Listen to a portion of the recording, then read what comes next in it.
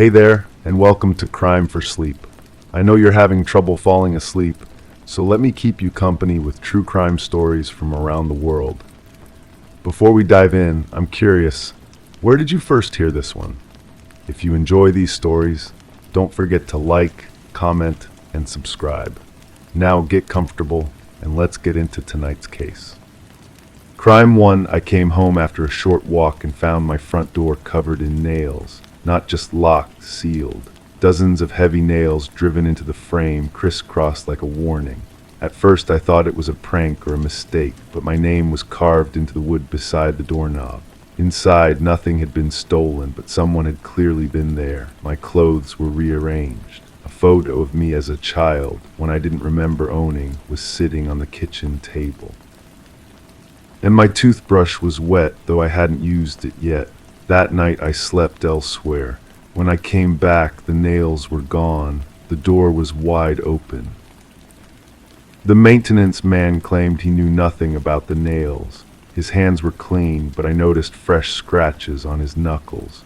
He avoided eye contact when I described the incident, focusing instead on adjusting his tool belt. The sound of metal against metal filled the awkward silence between us. He mentioned that several tenants had been complaining about strange noises lately, footsteps in empty hallways, doors closing on their own. But he said it with the kind of rehearsed tone that suggested he'd been asked about this before. I started documenting everything. The wet toothbrush became a pattern. Every few days I'd find it damp in the morning, even though I always dried it thoroughly. The bristles would be soft and used, carrying a faint taste of mint that wasn't my toothpaste brand. I began keeping it in my bedroom drawer, but somehow it always ended up back in the bathroom holder, glistening with moisture. The photograph haunted me more than anything else. The child in the image had my eyes, my smile, but I couldn't place when or where it was taken. The background showed a kitchen I didn't recognize, with wallpaper that felt familiar yet foreign. I called my mother, described the photo without mentioning how I'd found it. She went quiet for a long time before saying she didn't remember taking any pictures in that house. Then she asked why I was asking about old photos. Her voice carried a weight I'd never heard before. My neighbor across the hall started leaving notes under my door. Simple messages at first. Hope you're feeling better. Saw you coming home late. The walls are thin here. But then they became more specific. The person who visits you seems nice. Your friend has interesting taste in music. They stay quite late sometimes. When I knocked on her door to ask what she meant, she peered through the chain lock with wide, nervous eyes. She said she'd never left any notes. Her hands shook as she closed the door. I installed a camera in my hallway, hidden behind a small plant. The footage showed nothing unusual during the day, but late at night the screen would go dark for periods that lasted exactly the same duration each time. When the image returned, sometimes my door would be slightly ajar, even though I always locked it. Sometimes there would be muddy footprints leading to my threshold, prints that were too large to be mine. The landlord agreed to change my locks, but only after I mentioned the nails and the break-in. He seemed unusually accommodating, almost eager to help. While the locksmith worked, I noticed the landlord taking photos of the old lock mechanism with his phone. When I asked about it, he said it was for insurance purposes, but the angle of his shots suggested he was more interested in the scratches around the keyhole than the lock itself. I started staying awake at night, listening. The building had its own rhythm of sounds, pipes settling, floorboards creaking, the occasional slam of a door. But between these familiar noises, I began to hear something else, a soft scratching like fingernails against wood. It always came from the direction of my front door, but when I looked through the peephole, the hallway was empty. The child's photograph multiplied. I'd find copies of it tucked between books I hadn't touched in months, taped inside kitchen cabinets, slipped between the pages of magazines I'd never subscribed to. Each copy was slightly different. In some, the child was smiling. In others, the expression was more serious, almost sad. The kitchen in the background remained constant, but sometimes there were shadows in the corners that hadn't been there before. I began keeping a journal, recording every strange occurrence. The wet toothbrush, the mysterious notes, the periods of missing camera footage, the multiplication of photographs. As I wrote, patterns emerged that made my skin crawl. The incidents always happened on the same days of the week. The camera always went dark for the exact same duration. The photographs always appeared in multiples of 3. My mother called me back after several days. She'd been going through old family albums, she said. She found something that might interest me. A photo of me as a child standing in the kitchen of our old house. The house we'd lived in before moving to our current home, the one I barely remembered. The wallpaper in the background was exactly the same as in the mysterious photographs that kept appearing in my apartment. I drove to the old neighborhood, following an address my mother had given me reluctantly. The house looked smaller than I remembered, with peeling paint and an overgrown yard. A woman answered the door when I knocked. She was about my mother's age, with kind eyes and gentle hands that trembled slightly when she spoke. She recognized me immediately, even though decades had passed since I'd lived next door to her family. She invited me inside for coffee, and we sat in her kitchen while she told me about the boy who used to live in the house next to hers. A quiet child who would sometimes appear at her back door, asking for a glass of water or a snack. His parents traveled frequently for work, leaving him alone for days at a time. She'd often find him sitting on her porch in the early morning, as if he'd been waiting there all night. The woman's son had been my age, she explained. They'd played together often when I lived next door, but her son had grown up to be troubled, spending years in and out of institutions. He'd been obsessed with childhood memories, particularly ones involving friends who had moved away. She hadn't heard from him in months, but the last time they spoke, he'd mentioned finding someone from his past, someone he'd never forgotten. She showed me to her back door, where she'd often found me waiting as a child. The view from her kitchen window looked directly into the backyard of my old house, the same kitchen where the mysterious photographs had been taken. She mentioned that someone had been asking about the old residence lately. A man who claimed to be conducting research about the neighborhood's history. He'd been particularly interested in families with children, especially ones who had moved away unexpectedly. I left her house with more questions than answers. The drive home felt longer than usual, and I found myself checking my rearview mirror more frequently than normal. When I finally reached my apartment building, I noticed a car parked across the street that hadn't been there before. The driver was too far away to identify, but I could see the glow of a cigarette in the darkness. That night I moved my mattress into the living room, positioning it where I could see both the front door and the window. I kept the lights off and waited. The scratching sound came as expected, but this time it was accompanied by something else. A soft humming, barely audible through the door.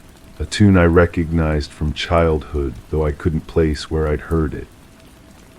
The camera footage from that night showed nothing unusual, but when I reviewed it frame by frame, I noticed something that made my blood run cold. In the final moments before the screen went dark, there was a reflection in the hallway mirror, a shadow that didn't match any of the normal building occupants. A figure that seemed to be watching my door with the patience of someone who had been waiting for a very long time. I never found out who was entering my apartment or how they were doing it despite the new locks. The incident stopped as suddenly as they had begun, but sometimes late at night I still hear that soft humming in the hallway, and sometimes when I'm not paying attention, I find myself humming along.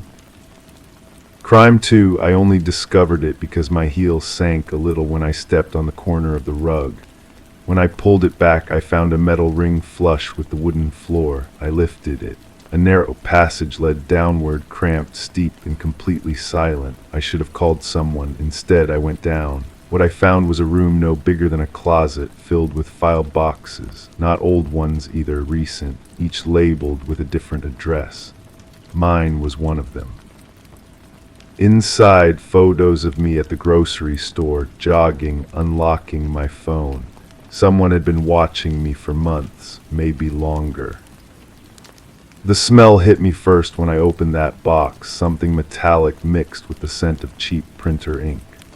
My hands were shaking as I flipped through the photographs, each one dated, time-stamped, organized with clinical precision. There was me buying coffee, me walking my dog, me arguing with someone through my kitchen window. That argument happened 3 weeks ago.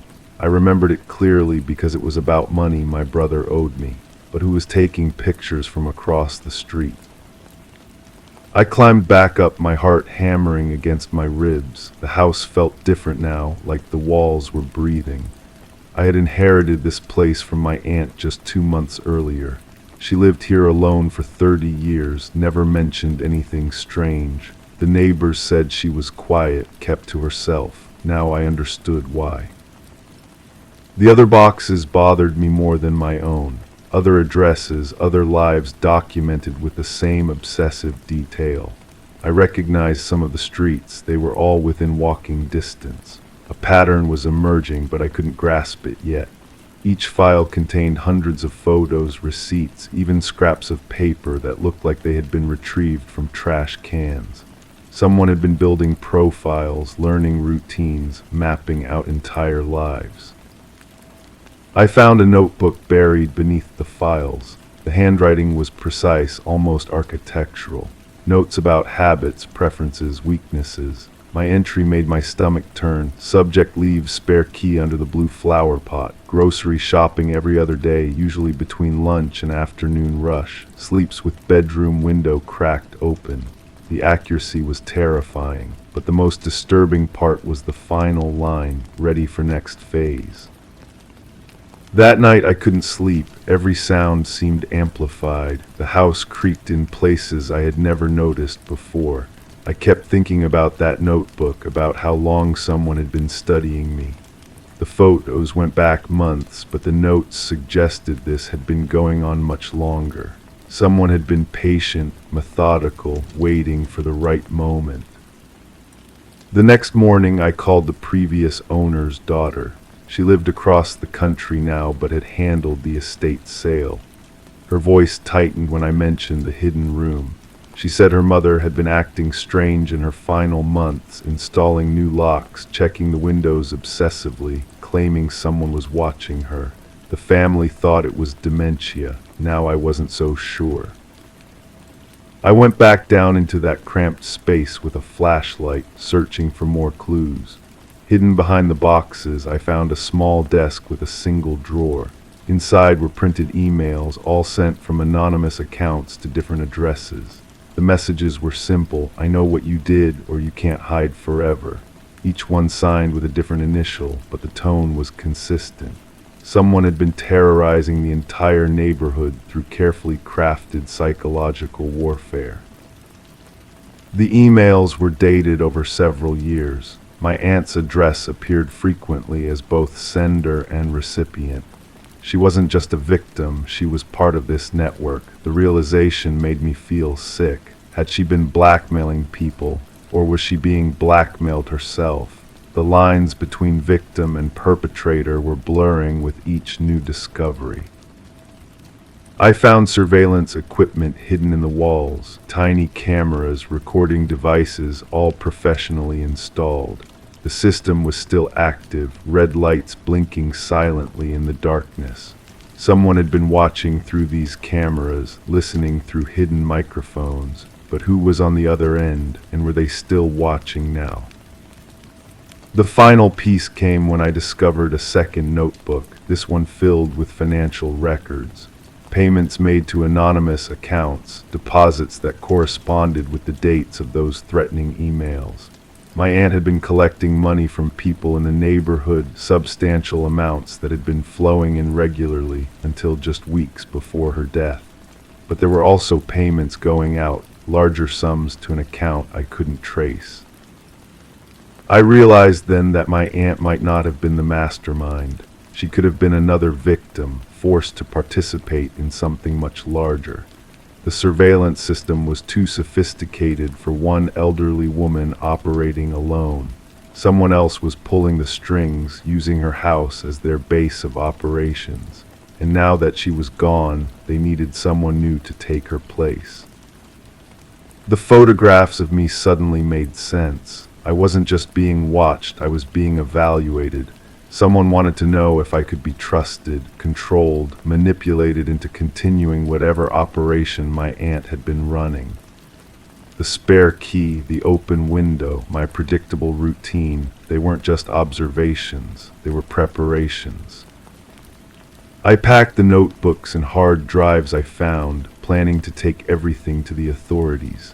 But as I climbed back up from that hidden room, I noticed something that stopped me cold.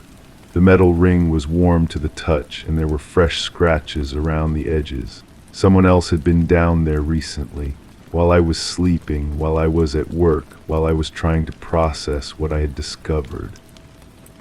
I'm writing this now because I don't know who to trust. The police might be compromised. Some of those surveillance photos showed officers in uniform, and their addresses were in those files too. My neighbors could be victims or accomplices. I have no way to tell the difference.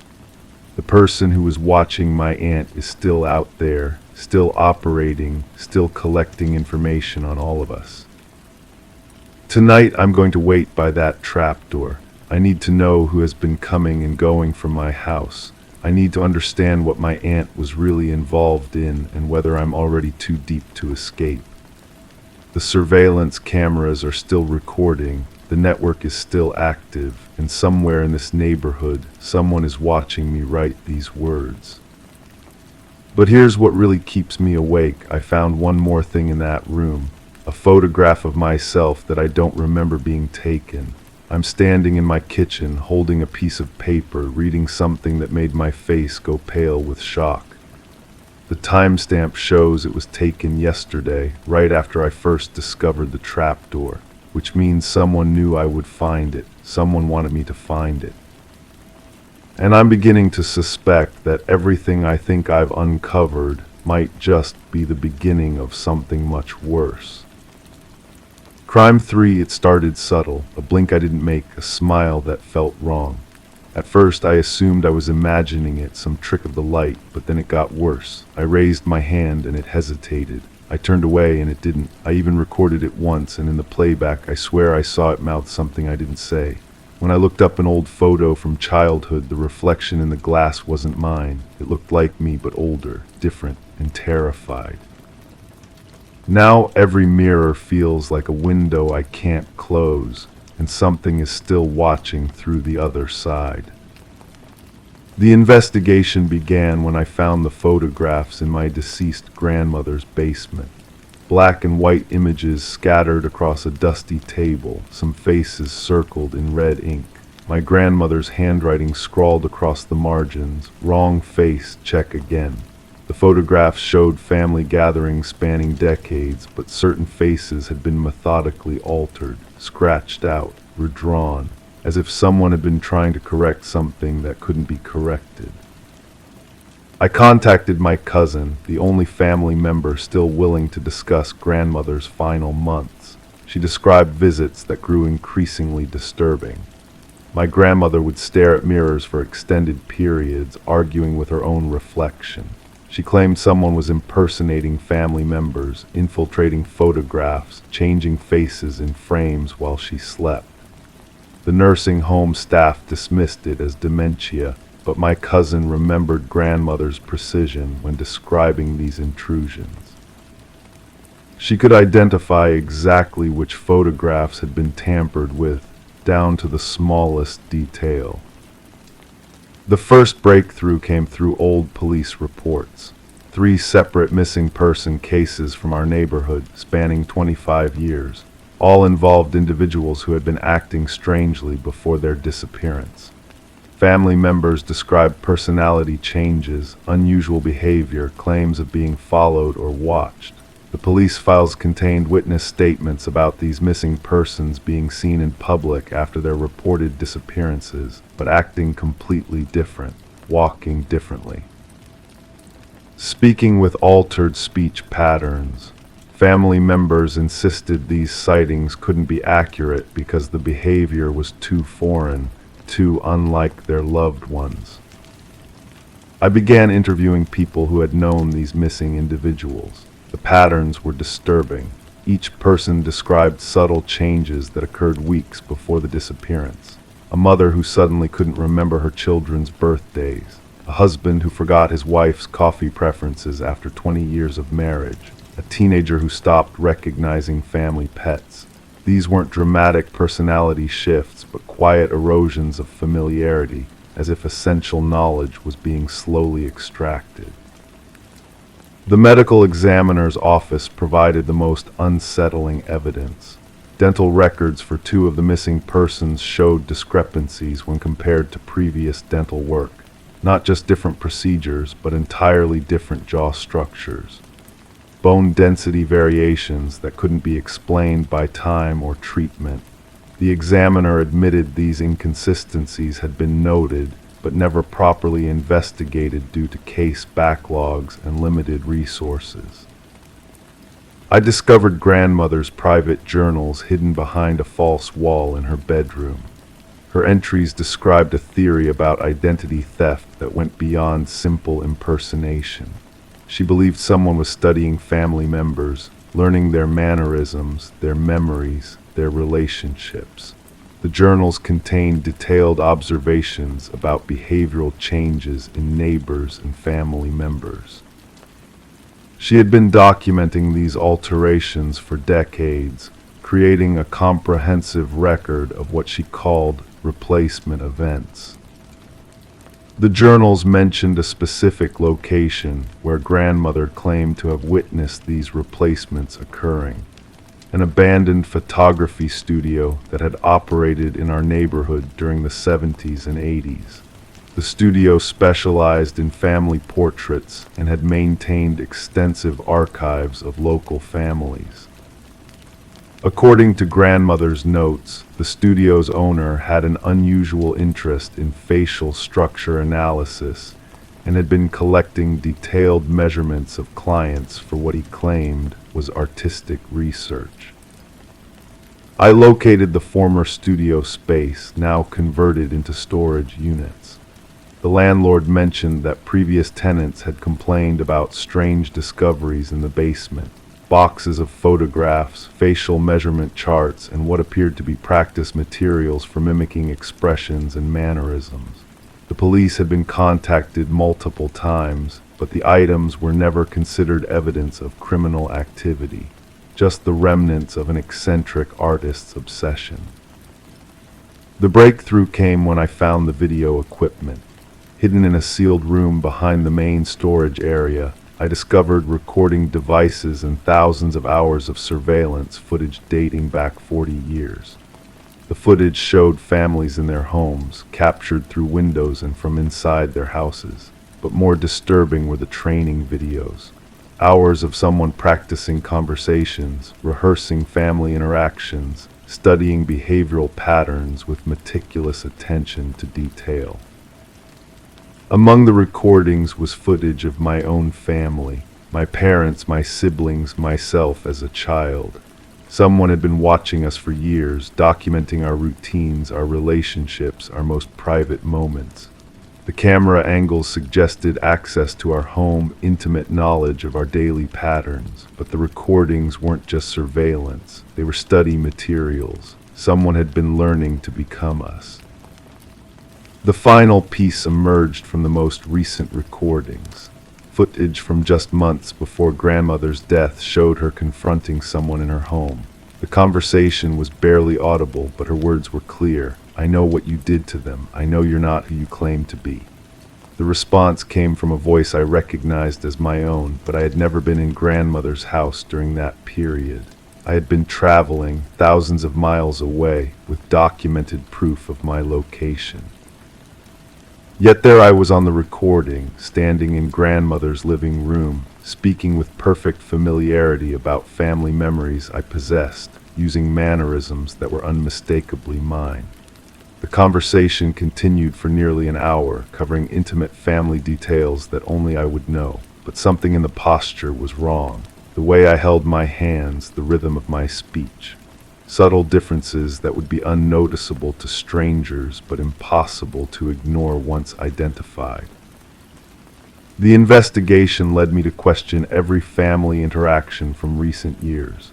Phone calls that seemed slightly off, visits where conversation felt forced or rehearsed, moments when family members appeared to be testing my knowledge, asking questions about shared memories with an intensity that seemed unnatural. I began to wonder if they had noticed the same discrepancies I was discovering, if they too had suspected something was wrong but couldn't articulate their concerns. I returned to the surveillance recordings, studying hours of footage with new understanding. The patterns were unmistakable. Multiple family members appearing in locations where they couldn't have been, behaving in ways that violated their established patterns. But the most disturbing discovery was the progression of these appearances. Over time, the imitations became more sophisticated, more accurate, as if someone was perfecting their technique through constant practice and observation. The missing persons cases suddenly made sense. These weren't disappearances followed by impersonations. These were replacements. Someone had been systematically studying individuals, learning their identities so completely that they could assume their lives without detection. The original persons weren't missing because they had been removed after the replacement was complete. But questions remained. How many replacements had occurred? How long had this been happening? And most importantly, was I investigating these crimes or was I documenting my own replacement process? The surveillance footage showed me in locations I couldn't remember visiting, having conversations I couldn't recall. Either my memory was failing, or someone had been living portions of my life without my knowledge. The final recording was dated just days before I began my investigation.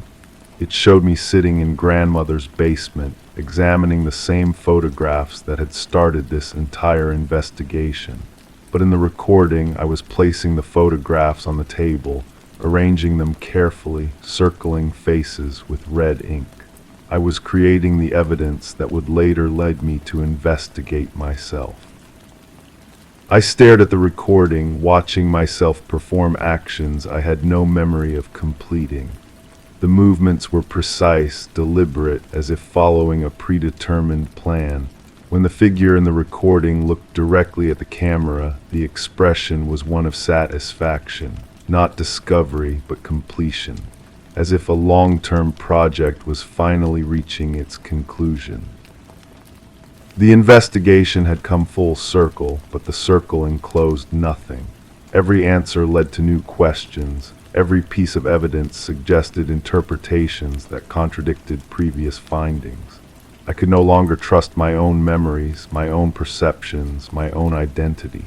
The reflection in the mirror that had started this investigation now seemed like the most honest thing in my life. At least it admitted to being something other than what it appeared to be. The case remains open because closure requires certainty, and certainty requires trust in one's own observations. When that trust is broken, investigation becomes an endless loop of self-doubt and paranoia. I continue to gather evidence, but each piece makes me question whether I am the investigator or the subject being investigated. The truth is somewhere in the accumulated footage, the documented patterns, the careful observations. But truth requires someone capable of recognizing it, and I am no longer certain that person is me. The surveillance continues. The recordings keep accumulating. And somewhere in that vast archive of stolen moments and borrowed identities, the answer waits. But finding it might require accepting that the person searching is not the person who began the investigation, that the reflection in the mirror isn't the only thing that doesn't always copy correctly. Crime 4, I was desperate, so I applied to everything. One posting caught my eye: minimal work, high pay, no references required. I showed up to the listed address, a crumbling warehouse on the edge of the city. Inside, someone was waiting for me. They gave no name, no paperwork, just a set of keys and a small package. Deliver this, say nothing. That was it. I should have walked away, but I didn't. I delivered the package. A week later, I saw a news report about a fire. Same building. Multiple bodies, unidentifiable remains.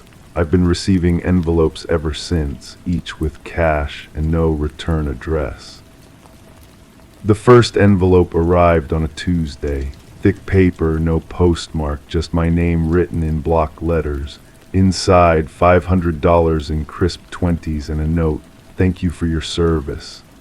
My hands shook as I counted the bills. The smell of fresh ink lingered on my fingertips. I tried to trace the job posting back online, but it had vanished. The website showed no record of it ever existing. I called the phone number I'd saved in my contacts, but it was disconnected. The warehouse, when I drove back to check, stood empty with new chains on the gates. The person who met me there had been ordinary in every way that mattered. Medium height, forgettable face, clothes that could have belonged to anyone. They spoke in a voice that seemed deliberately neutral, as if they'd practiced removing any accent or inflection that might stick in memory. When they handed me the package, their fingers were cold and slightly damp. The package itself had been small, maybe the size of a book, wrapped in brown paper with no markings. It felt heavier than it should have, and something inside shifted when I walked. I remember the sound it made, a soft scratching, like sand in a container. I delivered it to an apartment building across town, left it with a doorman who signed for it without asking questions. The fire made national news. 7 bodies, the reporter said, found in what used to be the building's basement. The structure had been abandoned for years, supposedly empty. The flames burned so hot that identification would take weeks, maybe months. Dental records, DNA analysis, the whole process. I watched the coverage obsessively, searching for details that might connect to my delivery. The apartment building where I'd left the package was never mentioned. Neither was anything about mysterious packages or unknown deliveries. Just 7 people who shouldn't have been there, in a place that shouldn't have existed. The second envelope came a month later, this time $700. The note said, "Your discretion is valued." I wanted to throw it away, but I needed the money. My bank account was overdrawn, rent was due, and I hadn't found steady work since the warehouse job. I started researching the building that burned. Property records showed it had been sold multiple times in recent years, always to shell companies that dissolved shortly after purchase. The basement where the bodies were found had been renovated several times, most recently just months before the fire. Someone had been using that space for something. The third envelope contained $1,000 and a photograph, black and white, grainy, showing the warehouse where I'd first met my employer. But in the photo, there were cars in the parking lot, lights in the windows. The building looked active, alive. On the back, someone had written a date from 6 months ago. I drove to the warehouse again. The chains were gone. Fresh tire tracks marked the gravel outside. Through a gap in the boarded windows, I could see light flickering inside. I sat in my car for an hour watching, but no one came or went. The silence felt heavy, like it was waiting for something. That night, I received a phone call from a number I didn't recognize. When I answered, no one spoke, but I could hear breathing on the other end. Slow, deliberate breaths that seemed to match my own heartbeat. The call lasted exactly 3 minutes before disconnecting. I started keeping a journal, writing down everything I could remember about that first job. The texture of the package wrapping, the sound of the person's footsteps on the warehouse floor, the smell of dust and motor oil in the air. Details that hadn't seemed important at the time now felt crucial. The fourth envelope arrived with a key attached to the money. Old brass, worn smooth by handling. No note this time, just the key and $1,500. I recognized it immediately. It was identical to the keys they'd given me for that first delivery. I tried the key on every lock I could think of. My apartment, my car, storage units at facilities across town. Nothing worked, but something about the weight of it in my pocket felt familiar, like I'd carried it before. The doorman at the apartment building where I'd made the delivery quit his job the week after the fire. When I went looking for him, the building manager told me he'd left no forwarding address, just picked up his final paycheck and disappeared. The security cameras from that day had been mysteriously corrupted, the footage unusable. I began to notice I was being watched. Nothing obvious, just a feeling of eyes on me when I walked to the store, a car that seemed to follow the same route I took to work. The sensation would come and go, but it was always there in the background, like a headache you can't quite shake. The fifth envelope contained $2,000 and a business card, blank except for a phone number printed in the same block letters as my name on the envelopes. When I called it, a recorded message played. "Thank you for your continued service. Further instructions will follow." I realized I was no longer looking for answers. I was waiting for the next envelope, the next instruction. The money had become routine, expected. I'd started making plans around it, budgeting for payments that had no source and no explanation. The warehouse visits became a habit. I'd drive by every few days, sometimes seeing activity, sometimes finding it empty. Once I saw someone leaving through a side door I hadn't noticed before. They moved quickly, keeping their head down, but something about their walk seemed familiar. The seventh envelope arrived on the anniversary of the fire. Inside, $5,000 and another photograph. This one showed me, sitting in my car outside the warehouse, taken from behind. I was clearly visible through the rear window, and the timestamp showed it had been taken just days earlier. I stopped going to the warehouse after that, but the envelopes kept coming, each with more money and fewer explanations. I moved apartments twice, but they always found me. The return address was always different, but the handwriting remained the same. I know I should go to the police, tell them about the job, the packages, the fire, the money that keeps arriving. But what would I say? That I delivered something to someone and then people died. That I'm being paid for reasons I don't understand by people I can't identify. The truth is, I'm afraid of what they might find if they start digging. Afraid of what I might have delivered that day, what role I played in whatever happened in that basement. Afraid that the person who met me in the warehouse is still out there, still watching, still waiting. The envelopes keep coming, the money keeps accumulating, and somewhere in this city there's a warehouse that may or may not be empty, and 7 people who died for reasons I may never understand. I answered a job listing that didn't exist, and now I exist in a space between knowing and not knowing, between guilt and innocence, between the person I was before that delivery and whoever I'm becoming now. The latest envelope arrived this morning. No money this time, just a new set of keys and an address I don't recognize. I'm holding them now, feeling their weight in my palm. I know I should throw them away.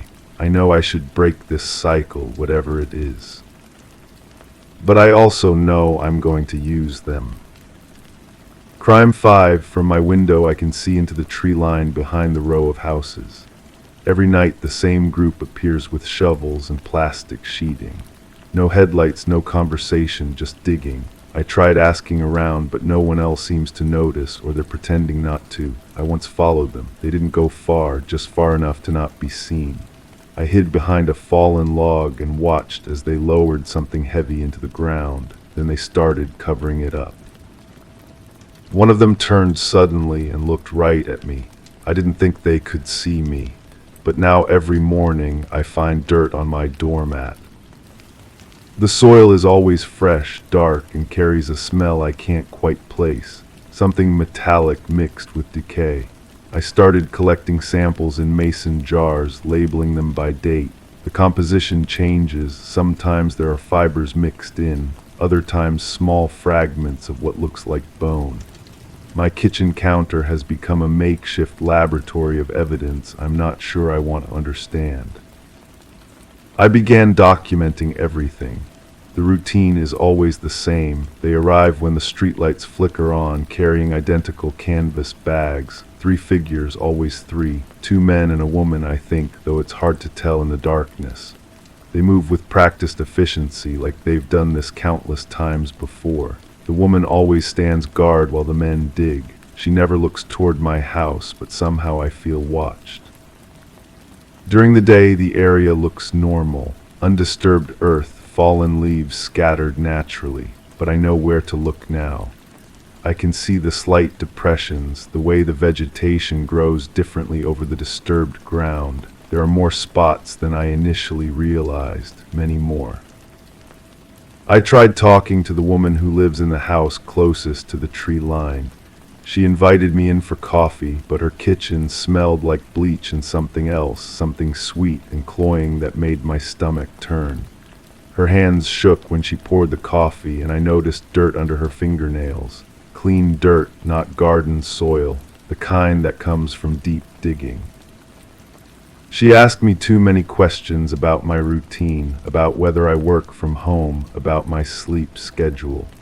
When I mentioned seeing movement in the woods, her face went completely blank. She said people often mistake shadows for movement, that the mind plays tricks in the dark, but she said it too quickly, like she'd rehearsed the response. I started keeping my curtains closed during the day, but I could feel eyes on my house. My mail began arriving opened and resealed. The grocery store clerk started asking unusual questions about my shopping habits. The pharmacist wanted to know if I was sleeping well, if I needed anything for anxiety. Everyone seemed suddenly interested in my well-being. Then I found the photographs. They were slipped under my door during the night, pictures of me taken from various angles around my house. Me at my kitchen window, me walking to my car, me sitting on my porch. In each photo, someone had drawn a red circle around my face. On the back of each photo, the same message written in careful block letters. Some neighbors are more observant than others. I checked my locks, installed new deadbolts, bought blackout curtains, but the feeling of being watched intensified. I started hearing footsteps on my roof, sounds in my basement, the doorknob turning slowly in the middle of the night. My security system kept malfunctioning, recording nothing but static during the hours when I needed it most. The local police officer who responded to my call seemed familiar, though I couldn't place where I'd seen him before. He had the same dark soil under his fingernails. He asked to see the photographs, but when I went to retrieve them from my kitchen drawer, they were gone. He suggested I might be experiencing stress-related hallucinations, that perhaps I should consider seeing someone about my sleep problems. That night I watched from my attic window as the digging resumed, but this time they brought something different, not plastic sheeting, but what looked like concrete mix. They were making the graves permanent. I recognized the police officer among them. The woman from the coffee house was there too, along with several other neighbors I'd spoken to about the digging. They all worked together with the same methodical precision, filling in the holes they'd spent weeks creating. One by one, the evidence was being sealed away forever. I started planning to leave town, but my car wouldn't start. The battery was dead, the tires were flat, and someone had poured sand in the gas tank. My phone's service became intermittent. The landline produced only static. The internet connection failed every time I tried to contact anyone outside the neighborhood. They were isolating me. I found a notebook hidden in my basement, written in my own handwriting, though I had no memory of writing it. Page after page of observations about my neighbors, detailed descriptions of their activities, maps of the burial sites. But at the end, in the same careful block letters from the photographs, someone had added, "The witness becomes the evidence." I realized then that the dirt on my doormat wasn't a threat, it was a countdown. Each morning there was more of it. Each day I found more of my belongings moved, more evidence of intrusion. They were preparing something, and I was part of the plan. The digging stopped completely. The woods became silent. My neighbors resumed their normal routines, waving cheerfully when they saw me, asking about my health, my sleep, my peace of mind. But their eyes held a knowledge I didn't want to understand. I'm writing this down because I need someone to know what happened here. Someone to understand that the truth isn't always something you can prove or escape. Sometimes the truth is something that finds you, surrounds you, and slowly buries you alive. Tonight I can hear them digging again, but this time the sound is coming from directly below my house. And I finally understand why they've been so patient with me. The dirt on my doormat this morning was still warm. Crime 6, I don't send letters, haven't for years, but one day my mailbox was overflowing, all addressed to people I've never met, each one in my handwriting. At first I thought it was a prank, then I opened one. It was a confession, detailed, graphic, terrifying. The next was worse, listing events and dates I couldn't have known. Some matched real news reports. The letters are getting more specific now. One described a murder that happened 2 days later, exactly how it unfolded. I've stopped opening them, but someone keeps delivering them, and they all end with the same sentence, "This isn't over."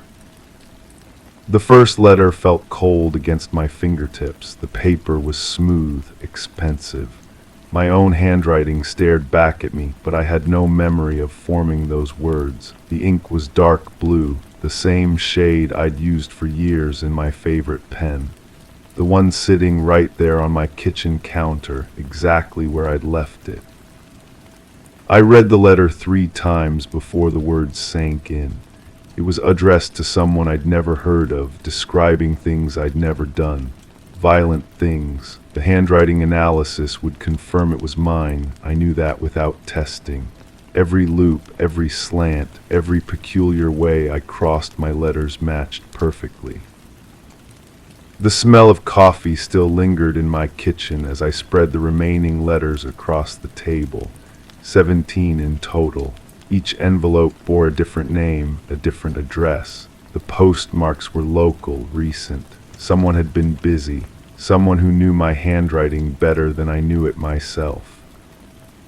I called the postal service first. The woman on the phone sounded tired, indifferent. She explained that letters sometimes get misdelivered, that mailboxes occasionally overflow from neighboring routes. Her explanation felt hollow when I described finding 17 letters in my own handwriting that I'd never written. She suggested I speak with my local carrier. The mail carrier was a middle-aged man with calloused hands and suspicious eyes. He'd been delivering to my route for 8 years, he said. Never seen anything like this, but his gaze lingered on my face when he spoke, as if he was studying me for signs of deception, as if he thought I was lying about my own letters.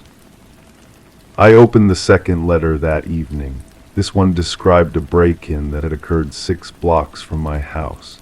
The details were precise: the broken kitchen window, the scattered jewelry, the family cat hiding under the dining room table. I'd read about the incident in the local paper, but this letter contained information that hadn't been published. The color of the stolen earrings, the specific brand of whiskey taken from the cabinet. The fact that the intruder had eaten cereal directly from the box before leaving. My hands shook as I folded the letter. The paper made a soft, crinkling sound that seemed too loud in my quiet house. I double-checked the locks on my doors and windows, then checked them again. The third letter arrived 2 days later. Just one this time, slipped under my front door while I was at work. The envelope was sealed with red wax, pressed with a stamp I didn't recognize. Inside, my handwriting described a woman's disappearance in explicit detail. Her route home from work, the exact location where she'd last been seen, the contents of her purse. The letter was dated 3 days in the future. I spent the next 3 days glued to the news. On the predicted date, the story broke. A woman had vanished on her way home from work. Every detail matched what I'd supposedly written. The police found her purse in the exact spot described in the letter, but she was never found. Sleep became elusive. I'd lie awake listening for footsteps, for the sound of paper sliding under my door. The house felt different now, as if the walls themselves were hiding secrets. Even familiar objects seemed wrong somehow. My coffee mug sat too far to the left. Books on my shelf appeared to have been moved, their spines not quite aligned as I remembered. I decided to test a theory. I wrote myself a note in my regular handwriting, then compared it to the mysterious letters. The match was perfect, but something felt off. My natural writing had a slight tremor now, a shakiness that hadn't been there before. The letters in my mailbox were steady, confident, as if whoever had written them had been more sure of themselves than I'd ever been. The detective who handled missing persons cases had tired eyes and coffee stains on her shirt. She listened to my story without interruption, occasionally making notes in a small pad. When I finished, she asked to see the letters. Her expression didn't change as she read them, but her pen stopped moving. She asked about my medical history, my family background, whether I'd been experiencing any memory issues lately. The questions felt like accusations wrapped in professional concern. She explained that stress could cause people to forget things they'd done, that sometimes the mind protected itself by blocking out traumatic events. But I remembered everything else. What I'd eaten for breakfast, which route I'd taken to work, the conversation I'd had with my neighbor about her sick dog. My memory was clear, precise, except for writing 17 letters that perfectly matched my handwriting and described crimes with impossible accuracy. The letters kept coming, sometimes bunched together, sometimes individually. Each one contained information that shouldn't have been available to anyone outside the investigation. Details about crime scenes that hadn't been released to the public. Names of suspects who hadn't been identified yet. Conversations between victims and perpetrators that no one else should have heard. I started keeping a journal, documenting every detail of my daily routine, where I went, who I spoke with, what I touched. I photographed my hands before bed, and when I woke up, looking for traces of ink or paper fibers, I found nothing. The handwriting expert I hired was thorough, clinical. She examined the letters under magnification, analyzed pressure patterns and stroke consistency. Her conclusion was definitive. The handwriting was mine, not forged, not copied. Written by my own hand with my own pen. She asked if I'd considered seeing a doctor. That night I dreamed about writing. My hand moved across paper in smooth, practiced motions, forming words I couldn't see clearly. When I woke, my right hand was cramped, fingers stiff, as if I'd been gripping a pen for hours.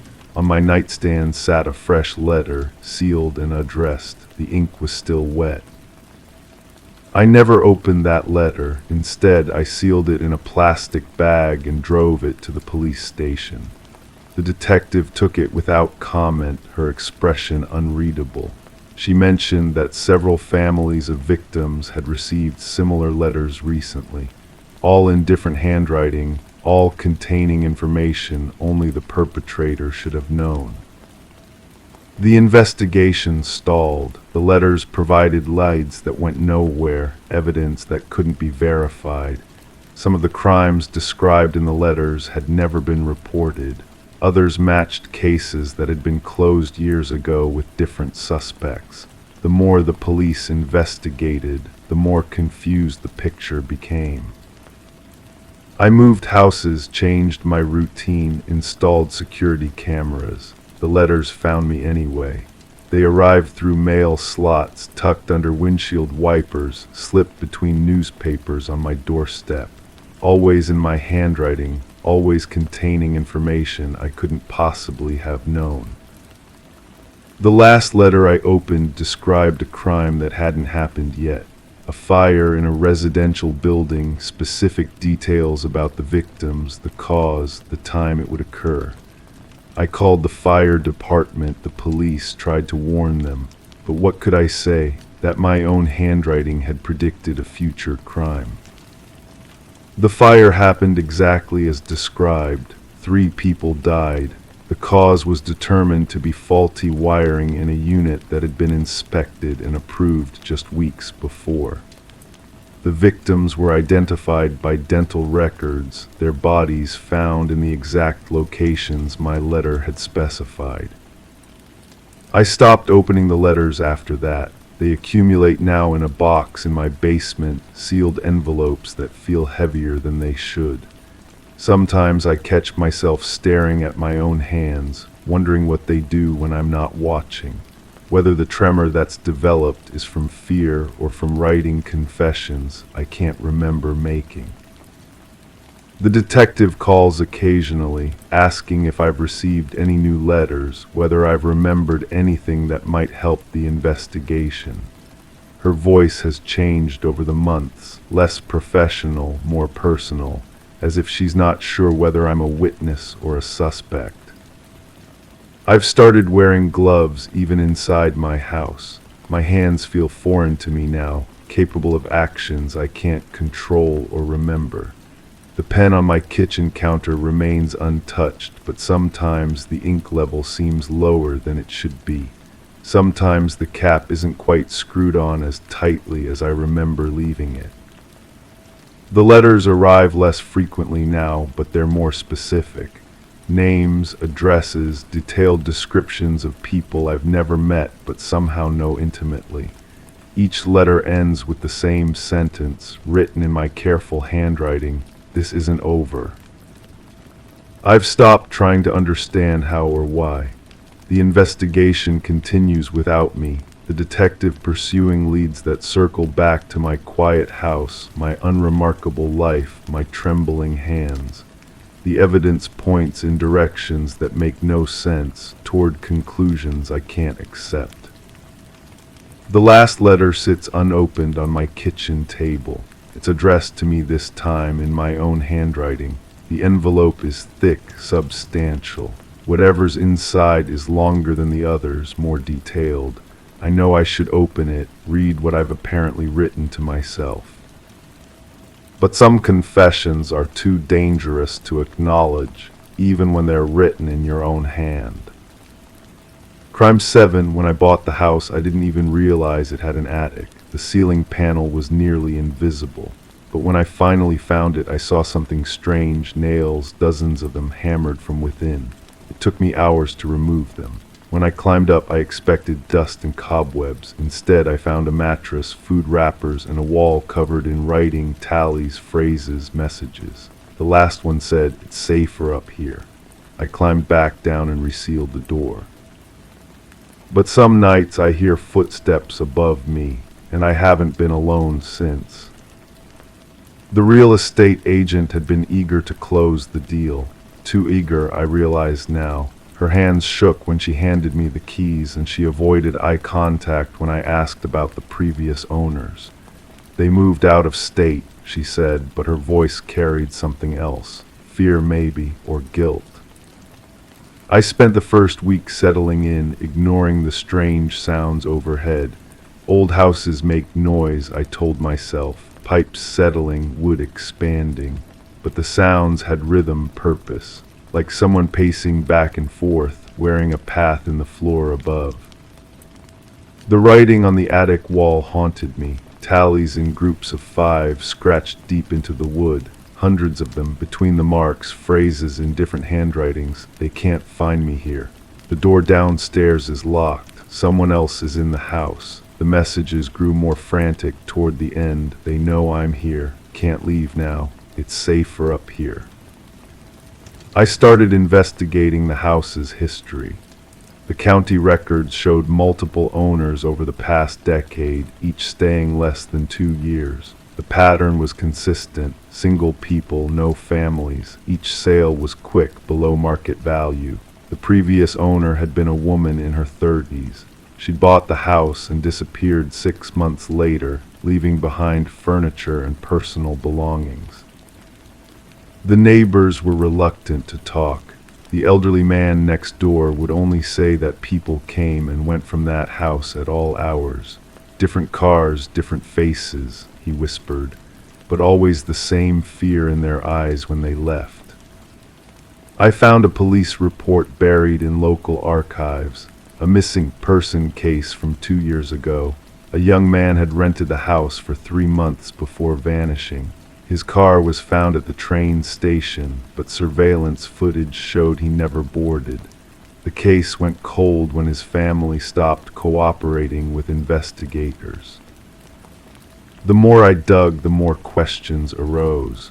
Why had the attic been sealed from the inside? Who had written those messages? And why did every previous occupant leave so suddenly? I started noticing other details. Scratches on the inside of the front door, as if someone had clawed at it trying to get out. New locks installed repeatedly, based on the multiple drill holes in the door frame. The basement had been converted into what looked like a safe room, with reinforced walls and multiple deadbolts.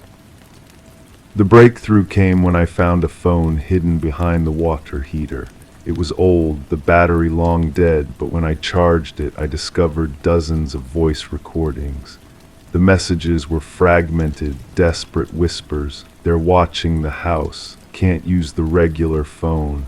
If something happens to me, check the attic.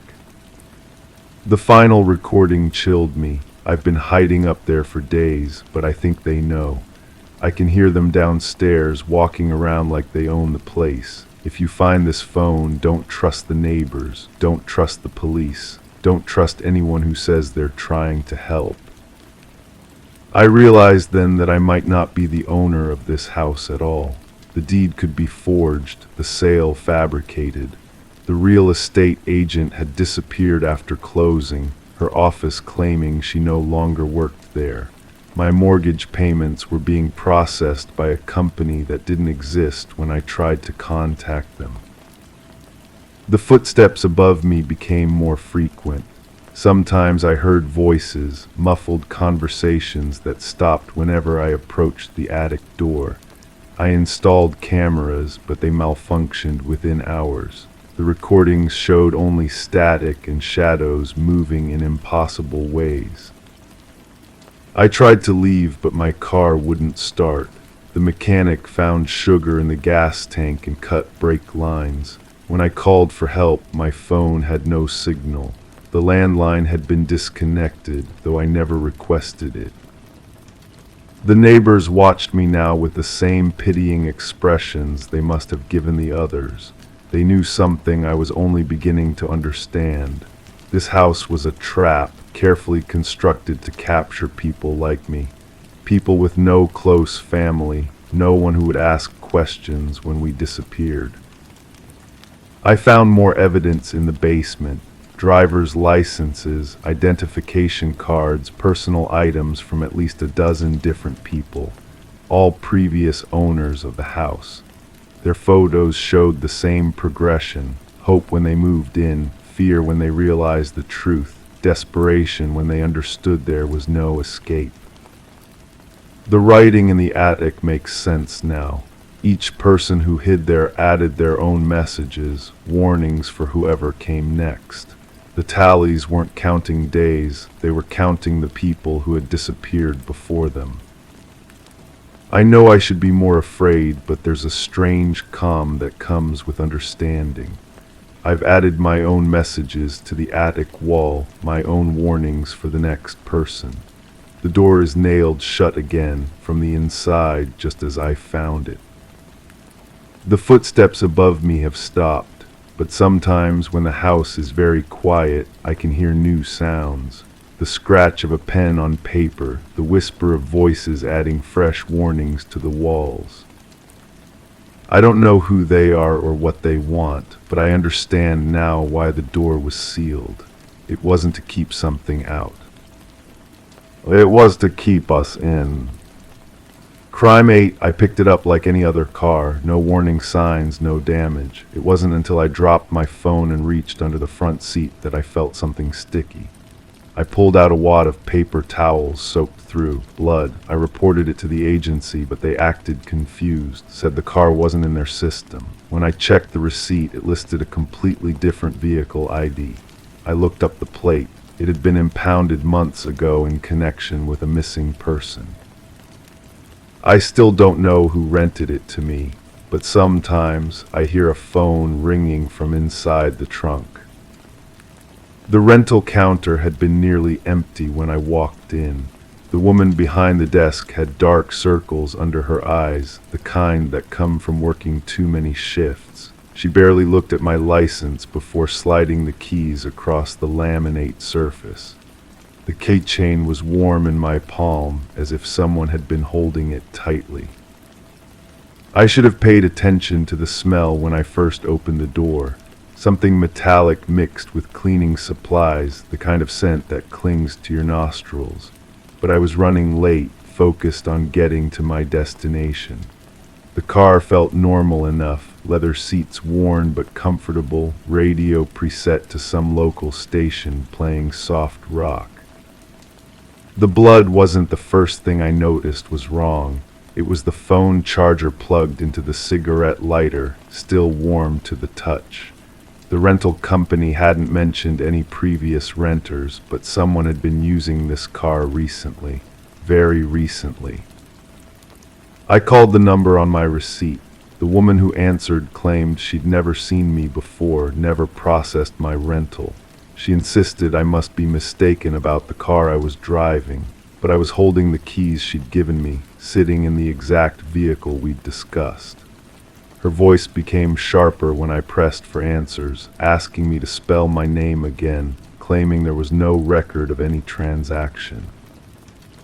That's when I decided to dig deeper. The glove compartment held registration papers that didn't match the plates outside.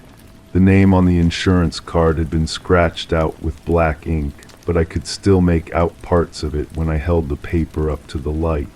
Someone had tried very hard to erase that information. I drove to the nearest police station, but something made me stop in the parking lot instead of going inside. The car felt different now, heavier somehow. I noticed the rearview mirror had been adjusted for someone much shorter than me. The driver's seat was positioned too far forward for my height, yet I distinctly remembered the rental clerk adjusting it when she handed me the keys. The trunk had a strange dent from the inside, as if something had been pushing against it. When I pressed my ear to the metal, I could swear I heard a faint vibration, like a phone set to silent mode, but that was impossible. I had the only key. I started making calls. The plate number led me to a database showing the car had been reported stolen months ago, then recovered and impounded. The impound lot claimed it had been released to the owner, but when I called the number on file, a woman answered who said she'd never owned that car in her life. Her voice shook when I described it to her, and she hung up without another word. The missing person case connected to this vehicle was still open. A young woman who disappeared from a parking garage downtown. The police report mentioned her car had been found abandoned, but there was no mention of any rental car.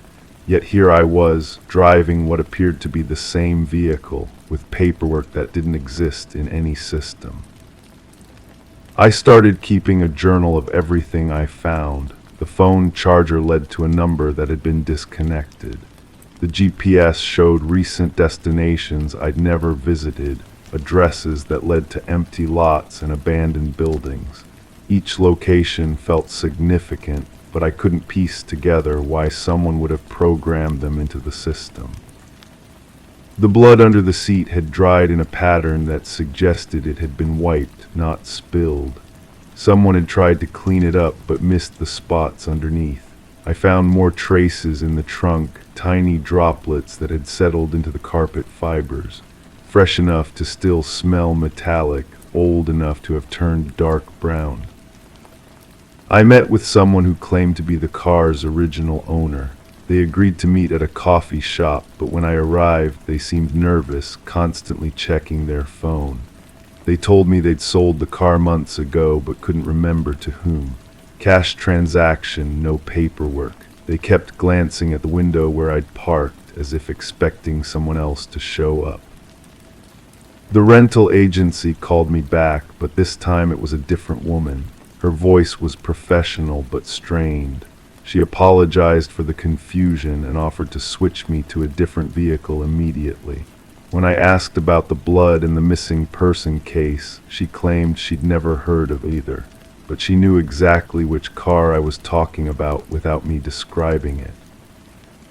I should have returned the car then, should have walked away and forgotten about the whole thing, but something about the way she'd offered the replacement car felt wrong, too eager, too convenient, like she needed me to stop asking questions. Instead, I kept the car, started following the GPS destinations, visiting each location during different times of day. Most were empty, but at one address, I found tire tracks that matched the unusual tread pattern on my rental. Someone had been there recently, and they'd been driving this exact car. The missing woman's social media was still active.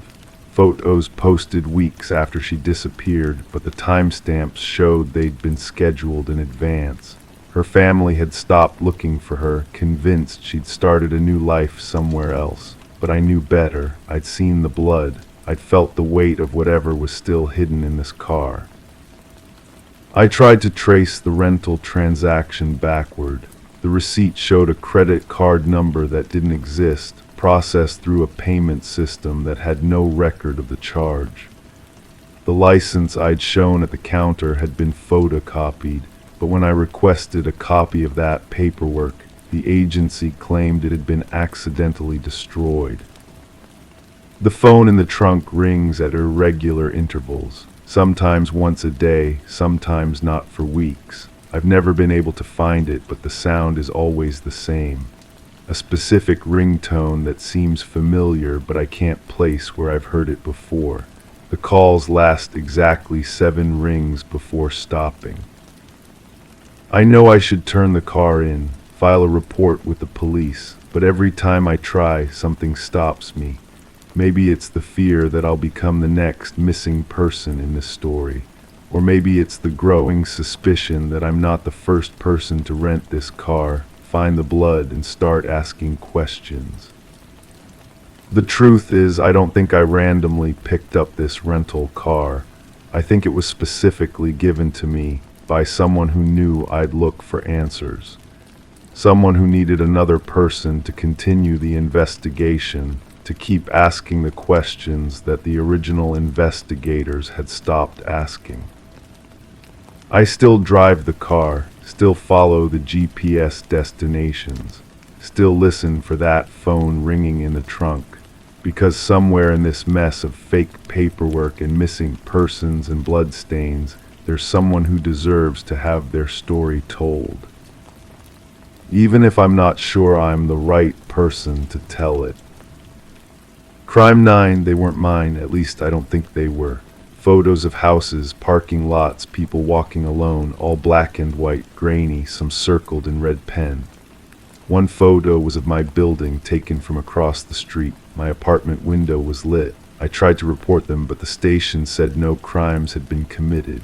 The next day, my trash was gone, even though I hadn't taken it out. That night, I found a new photo in my mailbox. This time, it was of me, standing at the window, holding the stack of pictures. There was no one else home that night. I kept the new photo in my kitchen drawer beneath old receipts and takeout menus. Every few hours, I'd pull it out and stare at my own face looking back at me through that window. The quality was poor, but my expression was clear enough. Confusion, fear. The kind of look you wear when you realize someone has been watching you without your knowledge. The building manager claimed he hadn't seen anyone unusual around the property. His eyes darted left when he spoke, the same way my ex-wife's used to when she was hiding something.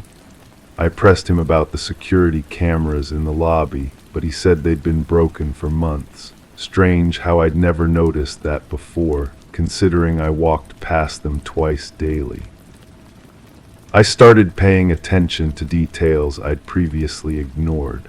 The woman who lived across the hall always seemed to be leaving her apartment exactly when I was arriving home. The mailman lingered too long at my box, shuffling through letters with deliberate slowness. Even the maintenance worker who came to fix my leaky faucet kept glancing toward my windows, measuring something with his eyes. Sleep became difficult. I'd lie awake listening to footsteps in the hallway, trying to determine if they belonged to residents or someone else. The building had thin walls, and I could hear conversations through them, but the words were always just unclear enough to leave me guessing about their meaning. Sometimes I thought I heard my name being whispered, but it could have been the wind through the old window frames. 3 weeks passed before I found the next batch of photos. They were tucked inside my morning newspaper, wrapped in plastic like a supplement. More surveillance shots, but these were different. They showed the interior of apartments, not mine, but similar layouts. Kitchen counters with personal items arranged just so. Bedroom windows with curtains pulled back. Living rooms with televisions glowing in the darkness. One photo showed a dining table set for two, but only one chair was occupied. The person sitting there had their back to the camera, but their posture suggested they were waiting for someone who wasn't coming. Another image captured a bathroom mirror reflecting someone brushing their teeth, unaware they were being documented in their most private moment. I recognized some of the locations. The building next door had identical floor plans to mine. The apartments looked lived in but somehow staged, as if the photographer had arranged certain elements before capturing the shot. A coffee cup positioned at a specific angle, a book left open to a particular page, small details that suggested preparation rather than candid observation. My neighbor, the elderly man who walked his small dog every evening, mentioned seeing photographers around the neighborhood recently. He thought they were documenting the area for some kind of development project. When I asked him to describe them, he became vague. Tall, maybe, dark clothing, professional equipment, the kind of details that could apply to almost anyone. I decided to conduct my own surveillance. For several nights, I sat by my window with the lights off, watching the street below. The first night revealed nothing unusual. The second night, I noticed a car parked in the same spot where the original photo of my building had been taken. It remained there for hours, engine off, no movement visible inside. On the third night, the car was gone, but I spotted someone standing in the shadows between two buildings across the street. They were holding something that caught the street light, possibly a camera, though the distance made it impossible to be certain. When I tried to get a better look, the figure disappeared. The photos stopped appearing after that, but my unease only intensified. I began checking my apartment for signs of entry. Door locks, window latches, items that might have been moved slightly while I was away. Nothing seemed obviously disturbed, yet everything felt somehow different. My coffee mug wasn't quite where I remembered leaving it. A book on my nightstand was closed when I was certain I'd left it open. I installed additional locks on my door and covered my windows with heavy curtains. The apartment felt safer, but also more isolated. Without natural light, the days blended together in a way that made me lose track of time. I ordered groceries online rather than risk being photographed during shopping trips. The building manager stopped by unexpectedly one afternoon, claiming he needed to inspect the smoke detectors. His visit lasted longer than necessary, and I caught him examining my window locks with unusual interest. When I asked about it, he mumbled something about security upgrades and left quickly. That evening, I found a manila envelope slipped under my door.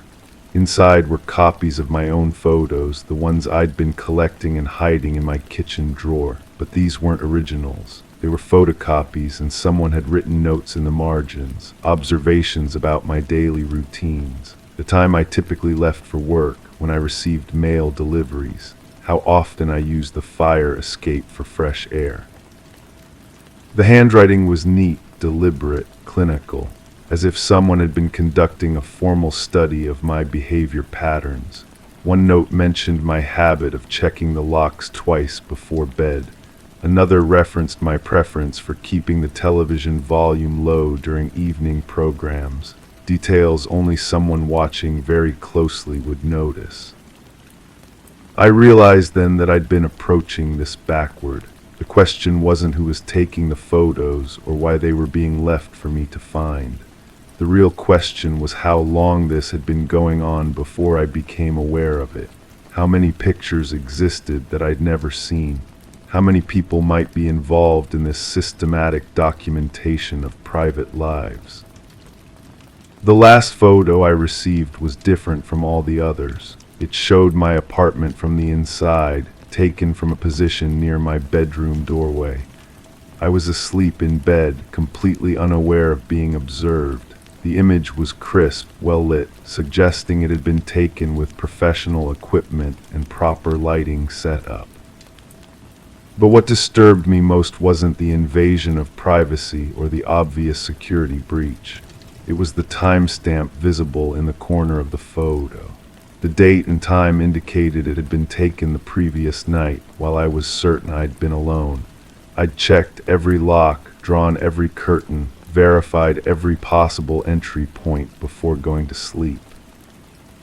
Yet there I was, captured in my most vulnerable state by someone who had somehow gained access to my home without leaving any trace of their presence. The photo proved they could enter and leave at will, document whatever they wanted, and I would never know unless they chose to reveal themselves. I still live in the same apartment. The photos stopped coming, but I know the surveillance continues. Sometimes I catch glimpses of movement in my peripheral vision, but when I turn to look, nothing's there. My routine has changed completely. I vary my schedule, take different routes, avoid predictable patterns. The police were never able to help. Without evidence of actual crime, they said, there was nothing they could do about someone taking pictures. They suggested I move, as if changing locations would solve a problem I still don't fully understand. What bothers me most is the possibility that I was never the intended target. Maybe I was just convenient, visible, easy to observe. Or maybe everyone in this building, this entire neighborhood, is part of the same study. Maybe those photos of interior spaces weren't random surveillance, but documentation of a larger project I accidentally discovered. I keep the curtains drawn now, but I know that doesn't really protect me. Whoever was taking those pictures had already found ways to see what they wanted to see. The photos were just proof of how much access they really had. The question that keeps me awake isn't who was watching me or why. It's whether they ever really stopped. Story 10: The Unseen Observer. She always avoided the attic, finding it unsettling, but when the storm brought a leak in the roof, she had no choice but to venture up there. The attic was a realm of forgotten treasures, shrouded in dust and cobwebs. Amidst the shadows in the distant corner sat an ancient dollhouse. Its intricate details sent shivers down her spine, the tiny furniture arranged with meticulous care. Yet, as she peered inside, a knot formed in her stomach. The figures within were not dolls, but tiny, hand-carved replicas of her own family. Each miniature person placed precisely where they sat downstairs, except for one. The figure meant to represent her stood by the attic door. Rebecca Morgan traced her finger along the dollhouse roof, feeling the groove where the small wooden figure stood. A chill ran through her, independent of the cold draft whispering through the attic. This dollhouse had no place here. This wasn't her childhood home. It was a rental house her family had only recently moved into. The unsettling discovery led Rebecca to make a frantic call to the authorities. When officers arrived at the suburban residence, they found a family in distress, gathered in the living room, refusing to return upstairs. Detective Sarah Harmon, leading the investigation, initially brushed off their concerns as a prank or mere imagination running wild in a new environment. What struck Detective Harmon most was the meticulous detail of the miniature figurines. Each one captured a unique trait of a family member: the father's receding hairline, the son's favorite hoodie, even a small birthmark on the mother's hand. The case took a sinister turn when forensic teams uncovered fingerprints on the dollhouse that did not match any family member. Even more disturbing were the tiny cameras hidden in the eyes of each miniature figure, all linked to a sophisticated recording system concealed beneath the dollhouse. Analysis of the Morgan family's activities revealed a disturbing revelation. The positions of the figures in the dollhouse mirrored not just that evening but various days, indicating someone had been observing them for an extended period, learning their routines. This wasn't mere stalking, Detective Harmon explained. The level of obsession exhibited by the perpetrator was beyond what we had encountered before. A concealed basement entrance was discovered behind a false wall in the pantry. Inside, investigators found evidence of someone living there before the Morgans arrived. Food wrappers, water bottles, and a sleeping bag indicated a prolonged stay beneath the unsuspecting family. The absence of forced entry baffled investigators, as property records unveiled the house had been vacant for nearly a year before the Morgans moved in. The previous owners, an elderly couple, had passed away within months of each other, leaving their son in charge of the estate. Interviews with neighbors yielded little insight, except for occasional sightings of lights in the vacant house. The breakthrough came through digital forensics, leading investigators to a small apartment across town. Inside, they found a trove of photographs and journal entries detailing the lives of the Morgan family and other previous occupants of the house. The apartment belonged to Martin Wells, son of the former owners, who had accumulated debts after his parents' demise. Wells' apartment revealed his obsession with multiple dollhouses representing different homes in the area, each with miniature figures mimicking the residents' lives. The dollhouse was his control center, a way to monitor those he watched. During interrogation, Wells remained disturbingly composed, revealing his need to maintain control over the house where he grew up. A psychological evaluation uncovered Wells' possessive delusion, driven by an inability to cope with losing his childhood home. The dollhouse became a tool to possess both the property and its inhabitants. The Morgan family never returned to the house, haunted by the realization that they had been unwittingly observed and manipulated. Wells faced charges of stalking, invasion of privacy, illegal surveillance, and breaking and entering. The judge acknowledged the profound violation the Morgan family endured, emphasizing the intrusion into their sense of security and privacy. Criminologists were disturbed by how long Wells had operated undetected, moving from one property to another, creating miniature replicas of families. The Morgans relocated far away, but Rebecca confessed to lingering unease, still checking closets and hidden spaces routinely. All dollhouses and miniatures were banished from their new home, yet she couldn't shake the feeling of being watched. "Some days I sense eyes upon me," she confessed. "I wonder if somewhere out there a tiny version of myself is manipulated in a dollhouse unknown to me." Story 11. The calf had been his sanctuary for as long as anyone could remember, a place of quiet routines and familiar faces. He was a ghostly figure, known only by sight but not by name. Then one day he vanished without a trace. The police searched his usual spot and found a forgotten wallet. Inside, a photo stared back, but the space where his identity should be was eerily empty. Detective Sarah Mercer delved into the mystery, watching the security footage with a furrowed brow. The man, now labeled John Doe in the case files, appeared unremarkable on the screen. A shadow blending into the background, wearing a navy coat and carrying a weathered messenger bag. His disappearance defied logic, leaving a lingering unease in its wake. She replayed the footage, hoping for a clue. John entered the cafe during the morning bustle, ordered his usual black coffee, and settled at a secluded table. His movements were ordinary until the moment he rose, leaving his wallet behind, and vanished into thin air, a silent specter in the bustling cafe.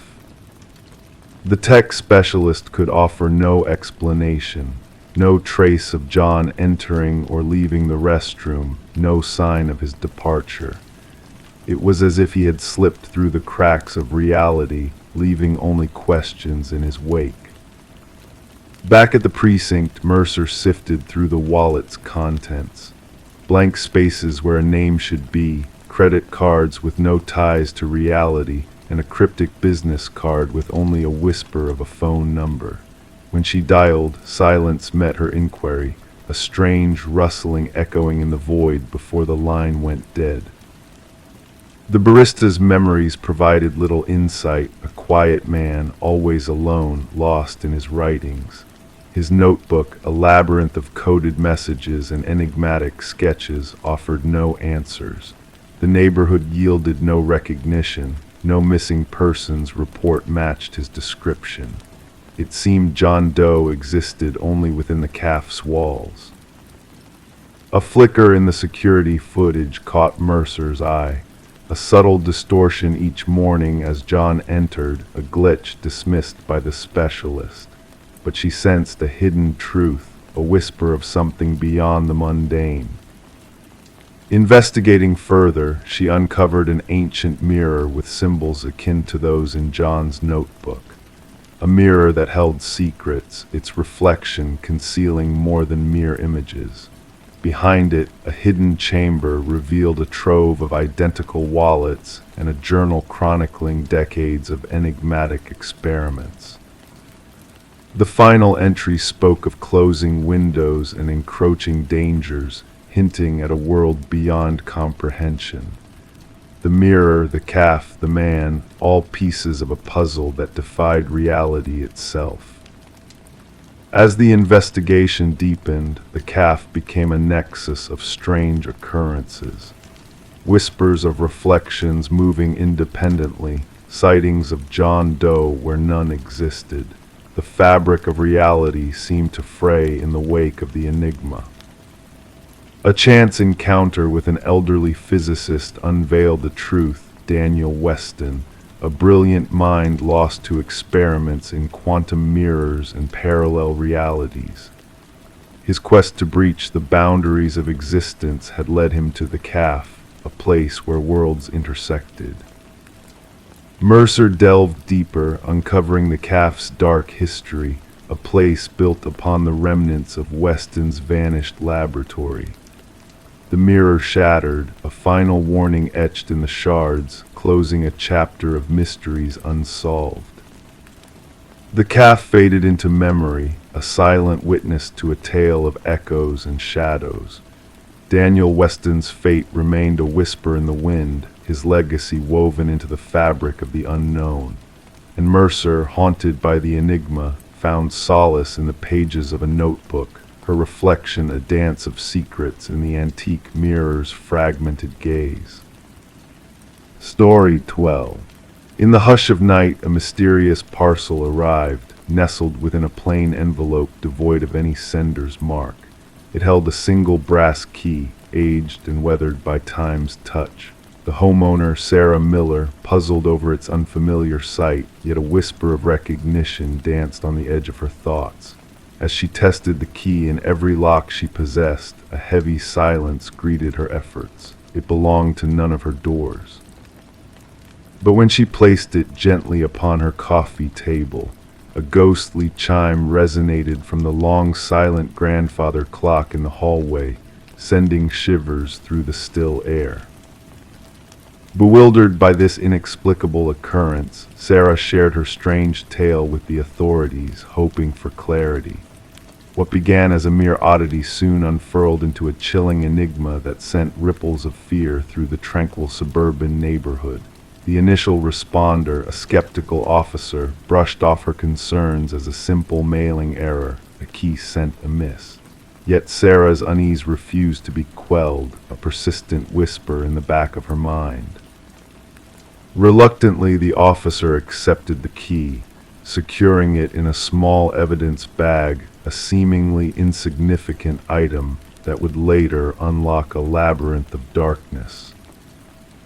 Detective Robert Harmon, a seasoned investigator from the Special Victims Unit, inherited the peculiar case during the morning briefing. An air of disquiet settled upon him as the unassuming brass key lay upon his desk, its presence unsettling in its mundanity. Delving into Sarah's background revealed a life devoid of criminal shadows, a retired teacher, a widow, a mother with no blemish upon her past or present. Yet the key's secrets remained elusive, its origins shrouded in enigma. Forensic examinations yielded no fingerprints save for Sarah's own, the generic postmark on the envelope offering no clues. The key, a common Schlage model, bore the marks of time and use, hinting at a long and silent journey. A breakthrough materialized when Detective Harmon, guided by instinct honed through years of investigations, ran the key's unique pattern through the department's archives. A connection emerged with a cold case dating back 7 years, a case stained with blood and shadow. The key had opened a door to a storage unit where nightmares lay dormant, a chamber of horrors housing tools of cruelty and images of unidentified women frozen in fear. The original investigation had stalled, the perpetrator a specter beyond reach. Dusty case files whispered of a darkness that had lingered, waiting for the key to turn once more. As the investigation deepened, Sarah fortified her home, a fortress of newfound fears. The shadow of unknown danger loomed over her, casting a pall upon her once serene existence. Questions swirled in her mind, echoing the community's shared dread. Why had this key found its way to her, a seemingly random recipient of a sinister past? Through modern techniques and relentless pursuit, a faint trail led to Harold Jenkins, a shadow from Sarah's past, a neighbor turned phantom. His presence lingered in the echoes of memory, a substitute teacher with a hidden history. Jenkins' trail of evasion and obscurity painted a portrait of a man adept at slipping through the cracks of society, leaving only whispers in his wake. With mounting evidence and renewed determination, investigators unearthed a hidden chamber beneath the floorboards of Jenkins' secluded cabin, a chamber of keys, each engraved with a name and date, a damning ledger of horrors unleashed. The keys whispered of lives extinguished, of souls lost to the darkness that had lurked in their midst, unseen and unfathomable. The hunt for Jenkins escalated, a nationwide pursuit fueled by dread and determination. The press christened him the Keymaster, a moniker that struck fear into the hearts of those who had slept soundly, unaware of the predator in their midst. The manhunt stretched across rugged terrain, a desperate race against time to prevent further tragedy. In the heart of the wilderness, a final confrontation unfolded, a standoff between hunter and hunted, a clash of wills and darkness. Jenkins, cornered and desperate, chose his own end rather than face the reckoning he had eluded for so long. In his final moments, he left behind a chilling testament to his crimes, a journal of horrors and a mirror key to the one that had set the wheels of fate in motion. The truth emerged in stark clarity, the twisted dance of predator and prey, the fragile thread that separated ordinary lives from unspeakable horrors. Families found closure in the bitter truth, a bitter pill swallowed in the wake of unbearable loss. Sarah, forever marked by the brush of darkness, could never return to the home that had become a silent witness to unspeakable acts. The grandfather clock, once a mere piece of furniture, now held a sinister secret, a watcher in the shadows, a harbinger of horrors unseen. The case, a testament to the fragility of safety, the thin veil that separates the ordinary from the monstrous. In the quiet of an evidence locker, a collection of brass keys sat in mute testimony to lives extinguished, a haunting reminder of the darkness that dwells among us, waiting to be unlocked. Story 13. In the attic, beneath a worn blanket, they unearthed a porcelain doll, aged and fragile, with eyes of painted blue that seemed to hold secrets untold. Sarah and Michael, a young couple, stumbled upon this forgotten relic in their new Victorian home, mesmerized by its enigmatic allure. Little did they know that this doll would unravel a chilling tale woven within the very fabric of their abode. As night descended, a subtle unease lingered in the air, casting a shadow over their slumber. The silence whispered of mysteries yet to unfold, and with the dawn's light, the doll vanished from the attic, reappearing at the foot of their bed, a silent sentinel watching over them. Detective Rachel Winters, on a crisp autumn morning, was called to the scene of a macabre discovery in the old house. A woman posed unnaturally in death, her eyes wide with a frozen terror, and a man found in a desperate attempt to flee. The meticulously arranged tableau bore no traces of intrusion, no signs of struggle, only a haunting precision that sent shivers down the detective's spine. Delving into the enigmatic past of the property, Detective Winters uncovered a tapestry of inexplicable deaths spanning decades. Each tragedy intertwined with the house's history, each victim connected by a common thread: the attic, a space of transformation and malevolent whispers. Forensic findings revealed a spectral presence lingering within the walls, manifested through vintage fibers and unseen imprints. The doll, a harbinger of tragedy, bore witness to the dark secrets veiled within the house's time-worn embrace.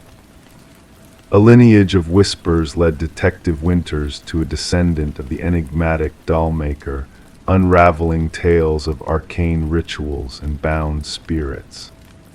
The line between myth and reality blurred as the truth of the doll's origins emerged, a creation infused with more than mere porcelain and fabric.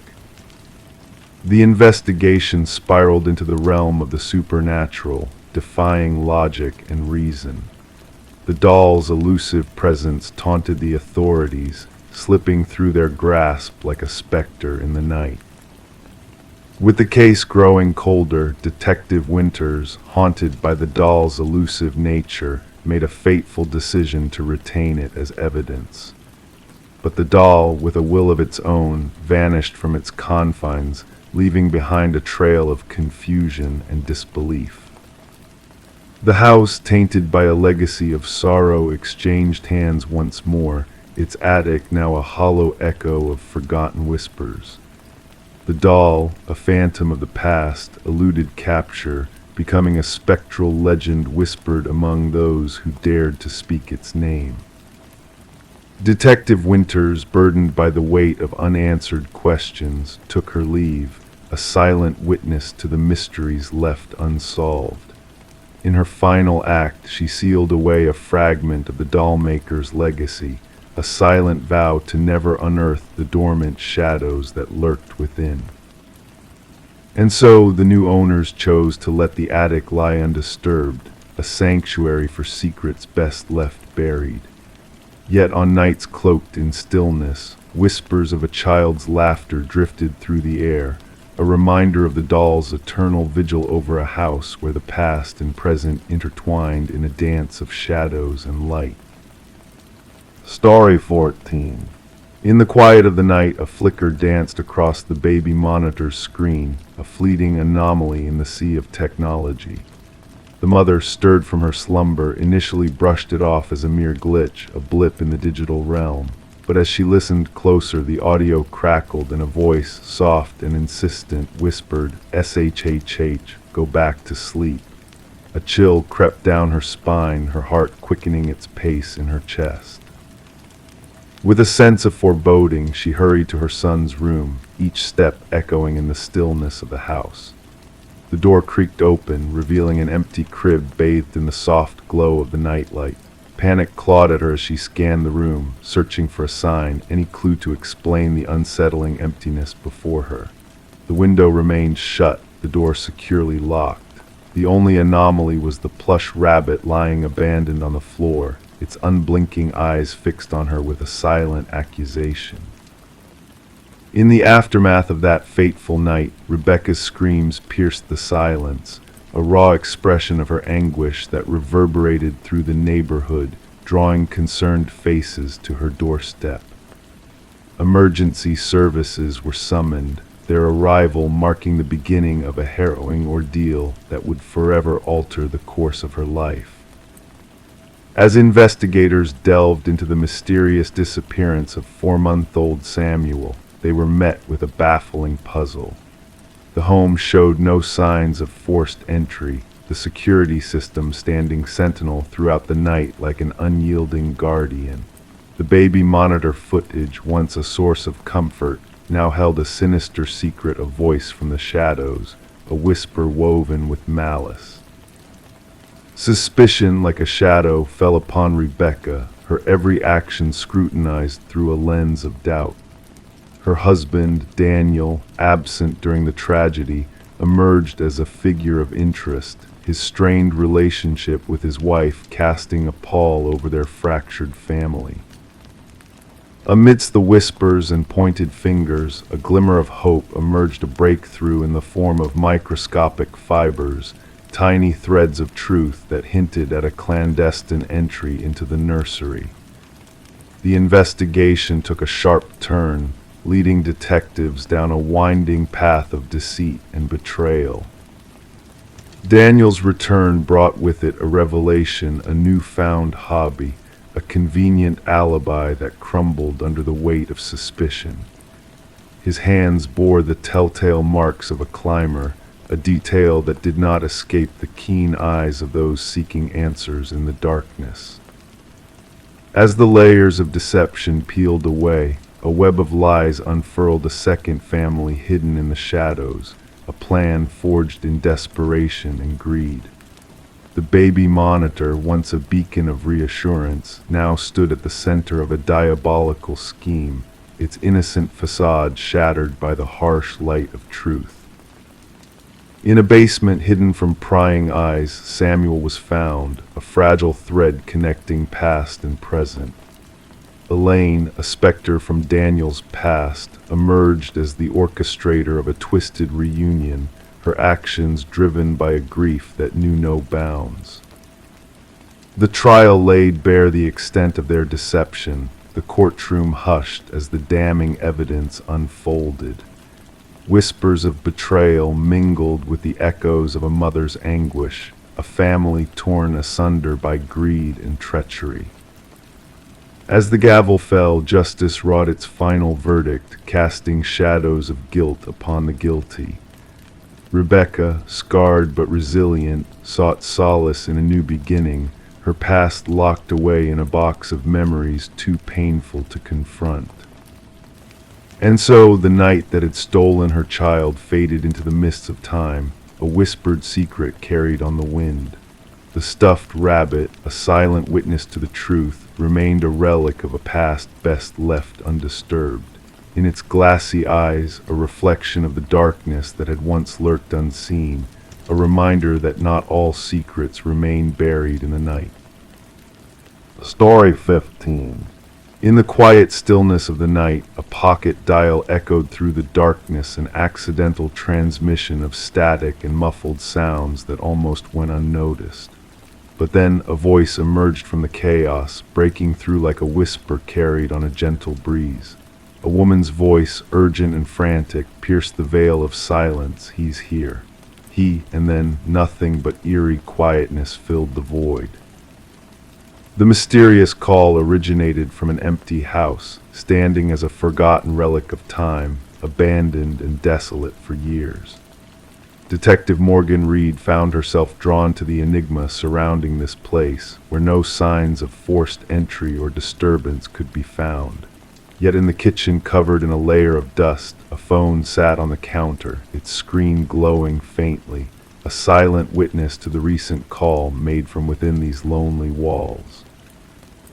Unable to shake off the unsettling feeling, Detective Reed played back the recording for the 5th time, the haunting whisper of the woman's voice lingering in the air, desperation, fear, and an essence of the impossible intertwined in those fleeting moments. The abandoned property once belonged to the Sullivan family, who had left after a devastating house fire tore through the West Wing, leaving behind only memories and ashes. Since then, the house stood as a silent sentinel to the past, visited only by a caretaker who swore that no one had trespassed its threshold in years. Curiosity gnawing at her, Morgan sought answers, delving into the origins of the mysterious call. The number traced back to Catherine Sullivan, the daughter of the former residents. However, a chilling revelation emerged. Catherine had perished in a car accident 3 years prior, her presence now a mere whisper in the wind of memory. As the investigation unfolded, the inexplicable nature of the case deepened, shrouded in a veil of uncertainty and disbelief. The phone found in the abandoned house seemed to defy logic, a connection to the past that transcended the boundaries of the living world. The forensic team's meticulous examination yielded no tangible leads, only enigmatic traces that led to dead ends, a puzzle with missing pieces that refused to fit together. The heart of the mystery lay in those 11 seconds of static-filled transmission, a spectral echo from beyond the grave. Voice analysis confirmed the impossible. The voice on the call matched Catherine Sullivan's with an unsettling accuracy, as if the past had reached out to touch the present in a spectral whisper.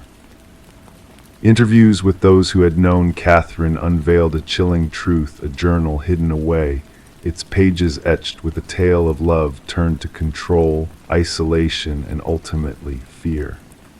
The final entry, a harbinger of doom, spoke of a looming threat that now echoed through the halls of time.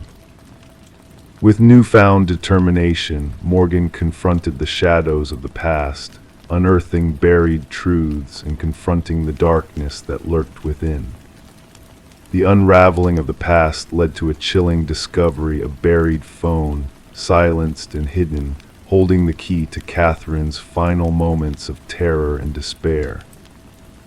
In the darkness of the night, justice awaited its reckoning as the truth emerged from the shadows of deception. Mark Jennings, the mastermind behind the ghostly calls and the orchestrator of Catherine's demise, was brought to face the consequences of his actions. His twisted games of manipulation and deceit crumbled in the face of justice, his facade of innocence shattered by the relentless pursuit of truth. As the echoes of the past faded into the night, a sense of closure descended upon the abandoned house, now a silent witness to the unraveling of a dark tale. The phone, once a conduit for the voices of the departed, now lay silent in the evidence locker, a reminder of the resilience of those who refuse to be silenced, even in death. And so the story of Catherine Sullivan lives on, not as a ghostly whisper in the night, but as a testament to the enduring power of truth and justice, a beacon of hope in the darkness, a reminder that even in the silence, voices will find a way to be heard. Story 16. Renovations always bring forth forgotten relics from the past, old newspapers, broken trinkets, faded photographs. But for Sarah and Michael, uncovering a hidden letter beneath the floorboards of their newly acquired Victorian-era home was an unexpected twist. The brittle paper held a cryptic warning, "Don't trust the one who knocked." Before they could grasp the full weight of those words, 3 sharp raps reverberated through the empty house, sending shivers down their spines. Intrigued by the mysterious find, Detective Alina Reed arrived at the scene with her seasoned partner, the exposed floorboards revealing a dark void beneath. With gloved hands weathered by years of investigations, Reed carefully retrieved the note, knowing that the couple's inadvertent touch had compromised any potential evidence. As Sarah and Michael recounted the chilling sound of knocking, Reed sensed a genuine fear in their eyes. Delving into the history of the house, Reed uncovered a tangled web of secrets surrounding the previous owners, the Hargrove family. The aging property had stood silent for 2 years following the passing of its last inhabitant, Margaret Hargrove, an enigmatic widow with no known enemies or suspicious circumstances surrounding her death. Forensic analysis dated the ominous note back 2 decades, a time when Margaret, then in her 60s, lived with her late husband, Franklin. Reed's investigation led her to former acquaintances of the Hargroves, revealing a troubling side to Franklin's final years as a retired teacher haunted by paranoia and a sense of being watched. A breakthrough came with a whispered revelation from Margaret's sister, now residing in a nursing home. The truth unfurled. Franklin's gambling debts had drawn the attention of a ruthless collector, Victor Mercer, who had come knocking 3 times, a harbinger of impending doom. Fearing for their safety, Margaret sought to sell the house to settle the debts, but Franklin's refusal culminated in a tragic altercation that left a haunting legacy. Returning to the house with a forensic team, Reed's search unearthed a grim discovery: a male skeleton buried beneath the foundation, identified as Victor Mercer, the missing loan shark. Piecing together the events through forensic evidence and Margaret's hidden diaries, a tale of desperation, betrayal, and hidden truths emerged. The house, now tainted by the shadows of its past, stood as a silent witness to the tragic events that unfolded within its walls. Sarah and Michael, unable to bear the weight of its history, chose to part ways with the property, leaving it abandoned and echoing with whispers of the past. Local whispers spoke of eerie phenomena, a phantom knocking in the stillness of the night, a chilling reminder of the secrets buried within. The note, now a relic of a dark chapter, remained in evidence storage, its enigmatic message lingering as a cautionary tale: don't trust the one who knocked. As Detective Reed closed the case, she pondered the lingering mysteries that lingered in the shadows, the unanswered questions that whispered through the empty halls. Some secrets, she reflected, are destined to remain shrouded in darkness, their truths obscured by the passage of time. Story 17. The apartment had sat in silence for months, its walls holding secrets untouched by time. When the new tenants crossed its threshold, they expected only the remnants of neglect, a layer of dust, perhaps some forsaken furniture. Yet one door stood defiantly closed, resisting all attempts to reveal its mysteries. It was a closet, concealed from prying eyes, locked from within. With a forceful push, the landlord breached the barrier, unveiling what lay hidden. Not old coats or discarded trinkets greeted them, but a haunting sight. The walls bore witness to a silent struggle, etched with deep, jagged lines of desperation, as if pleading for freedom. And in the shadows, an ancient flip phone lay dormant, its screen aglow with a single unread message. Detective Morgan Shaw, seasoned in the art of unraveling enigmas, felt a shiver dance down her spine at the scene before her. It wasn't the absence of blood or overt violence that unsettled her, but the silent screams etched into the wood, a testament to someone trapped, fighting against the confines of their prison. "We need forensics now," she instructed her partner, Officer Reed, who diligently captured each scratch with his camera, "and gather the records of the previous tenants." The message on the phone whispered hauntingly, "I know what you did." The landlord, a man wrought with nervous energy, spoke of the previous tenant, a young woman who had vanished without a trace, leaving rent unpaid. "Quiet she was," he murmured, avoiding the gaze of the closet, "never caused a stir." Forensic analysis revealed a chilling tale within the scratches on the walls. Most bore the DNA of a single individual, presumably the missing tenant, Emma Caldwell, a woman of 28 who had vanished into thin air. However, two distinct DNA profiles emerged from the chaos. One remained a mystery, unknown to the system.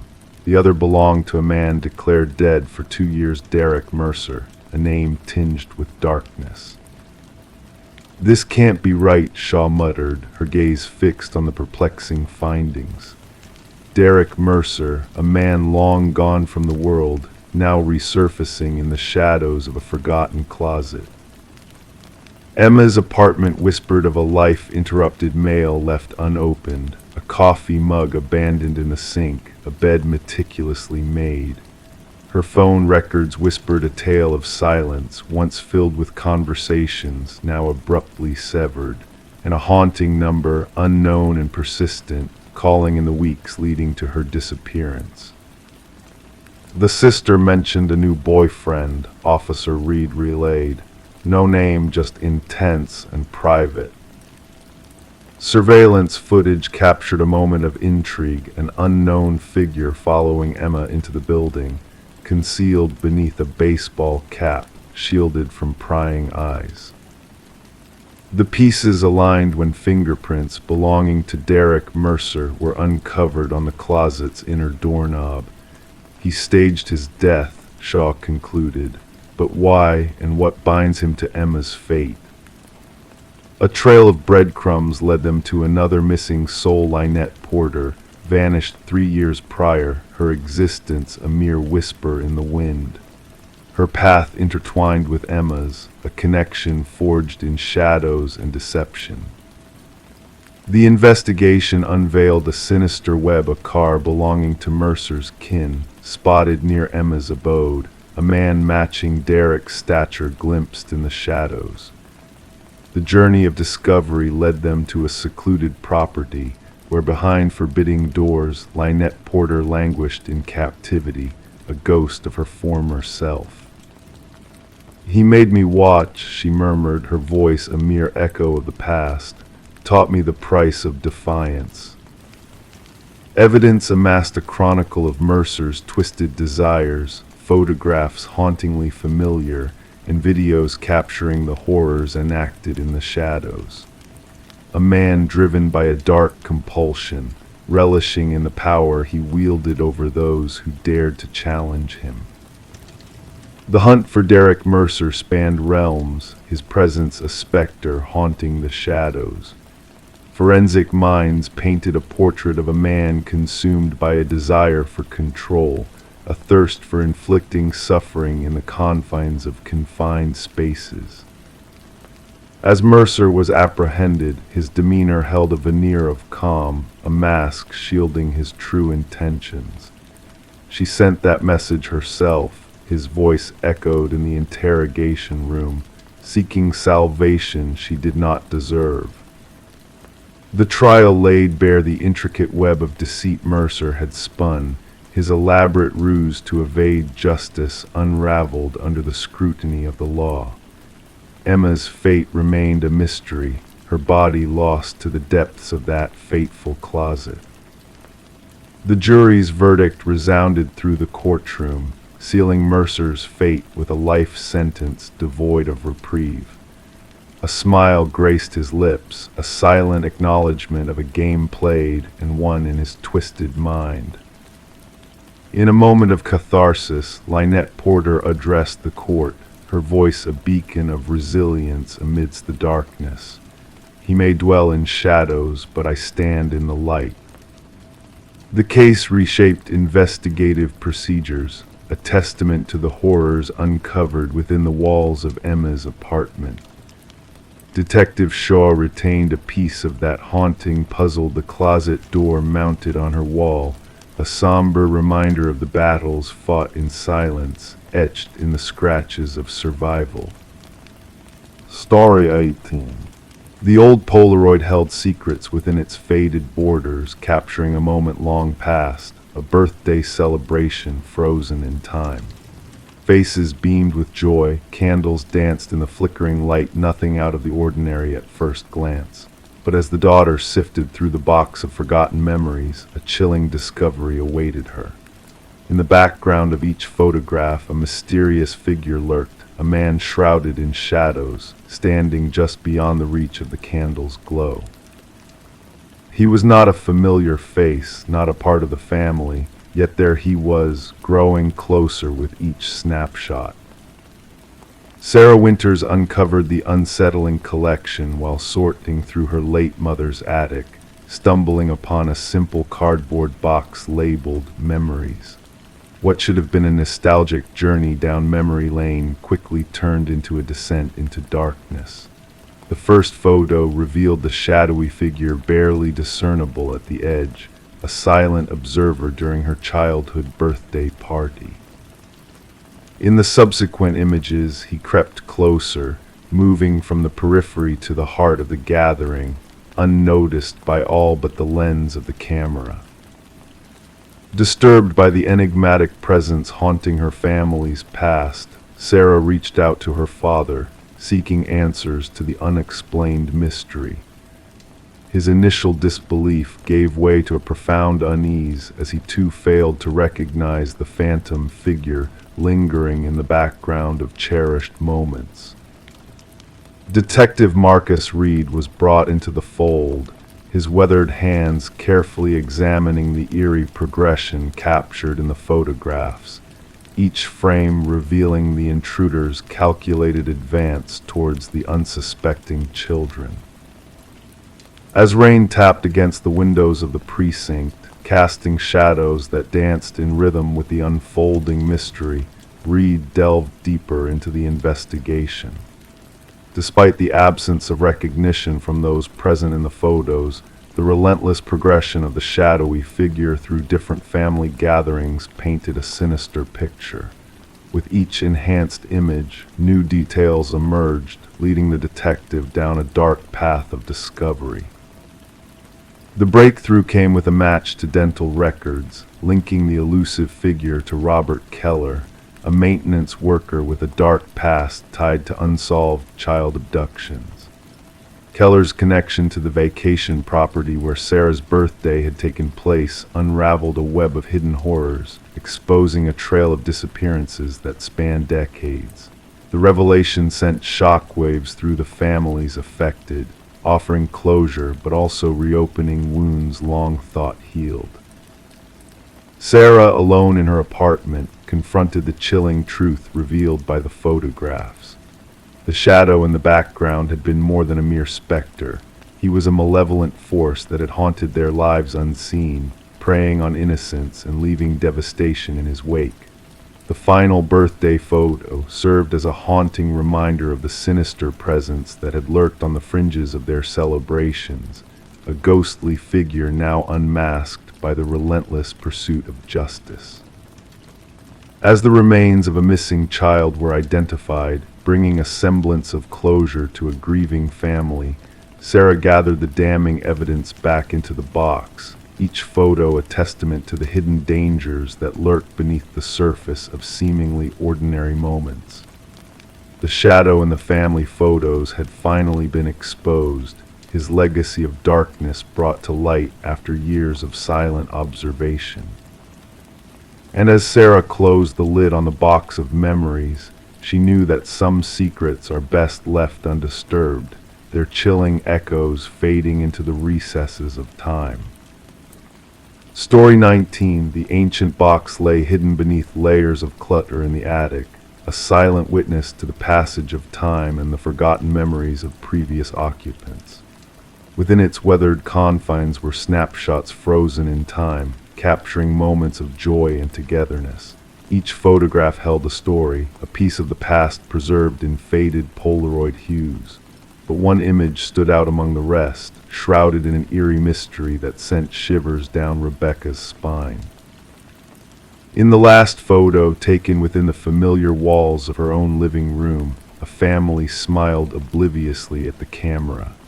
Yet, lurking in the shadows behind them stood a figure, a phantom presence watching from the darkness. As Rebecca gazed at the unsettling scene, a sense of unease crept over her, the edges of the photograph trembling in her grasp. Descending the creaking stairs, she brought the photo to the stark light of the kitchen, where the uncanny resemblance between her home and the unknown family's setting sent a chill through her soul. The arrival of Detective Morgan, a seasoned investigator with eyes that missed nothing, marked the beginning of an enigmatic journey into the secrets of the past. As the detective delved into the history of the house's previous occupants, a pattern emerged, a pattern of families vanishing without a trace after precisely 1 year of residence. The enigmatic Sutherland family, captured in the haunting photograph, had joined the ranks of the missing, leaving behind unanswered questions and an aura of dread. Forensic analysis unveiled the eerie truth behind the photograph, revealing a mysterious figure in the hallway, a specter of the past haunting the present. The search for answers led to the basement, where a chilling discovery awaited a graveyard of lost souls, each family preserved in a macabre tableau of eternal silence. The house, tainted by the shadows of its dark history, became a crime scene, its walls holding secrets too sinister to fathom. Hidden within a secret crawlspace in the attic, a journal chronicled the meticulous observations of an unseen watcher, a watcher whose presence lingered even as the investigation unfolded. Retreating to a hotel under the watchful eye of law enforcement, Rebecca found no solace in the night, haunted by the ring of a phone and the mechanical click of a Polaroid camera, a sinister reminder of the unseen forces still at play. The mystery of Samuel Whitfield, the elusive architect turned specter, remained unsolved, his legacy of fear casting a long shadow over the house and its occupants. As the investigation continued, the house stood as a silent sentinel, its darkened windows concealing the horrors within. The enigma of the man in the photograph persisted, his legacy of terror reaching beyond the confines of the physical world. In the quiet of the night, new families found themselves unwitting subjects of his twisted gaze, caught in a web of darkness that defied explanation.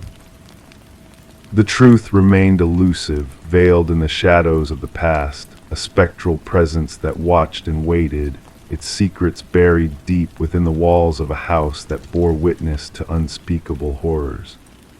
And as the night fell, the echoes of a dark history whispered through the empty rooms, a chilling reminder that some mysteries were never meant to be unraveled. Story 20: The Hidden Observer.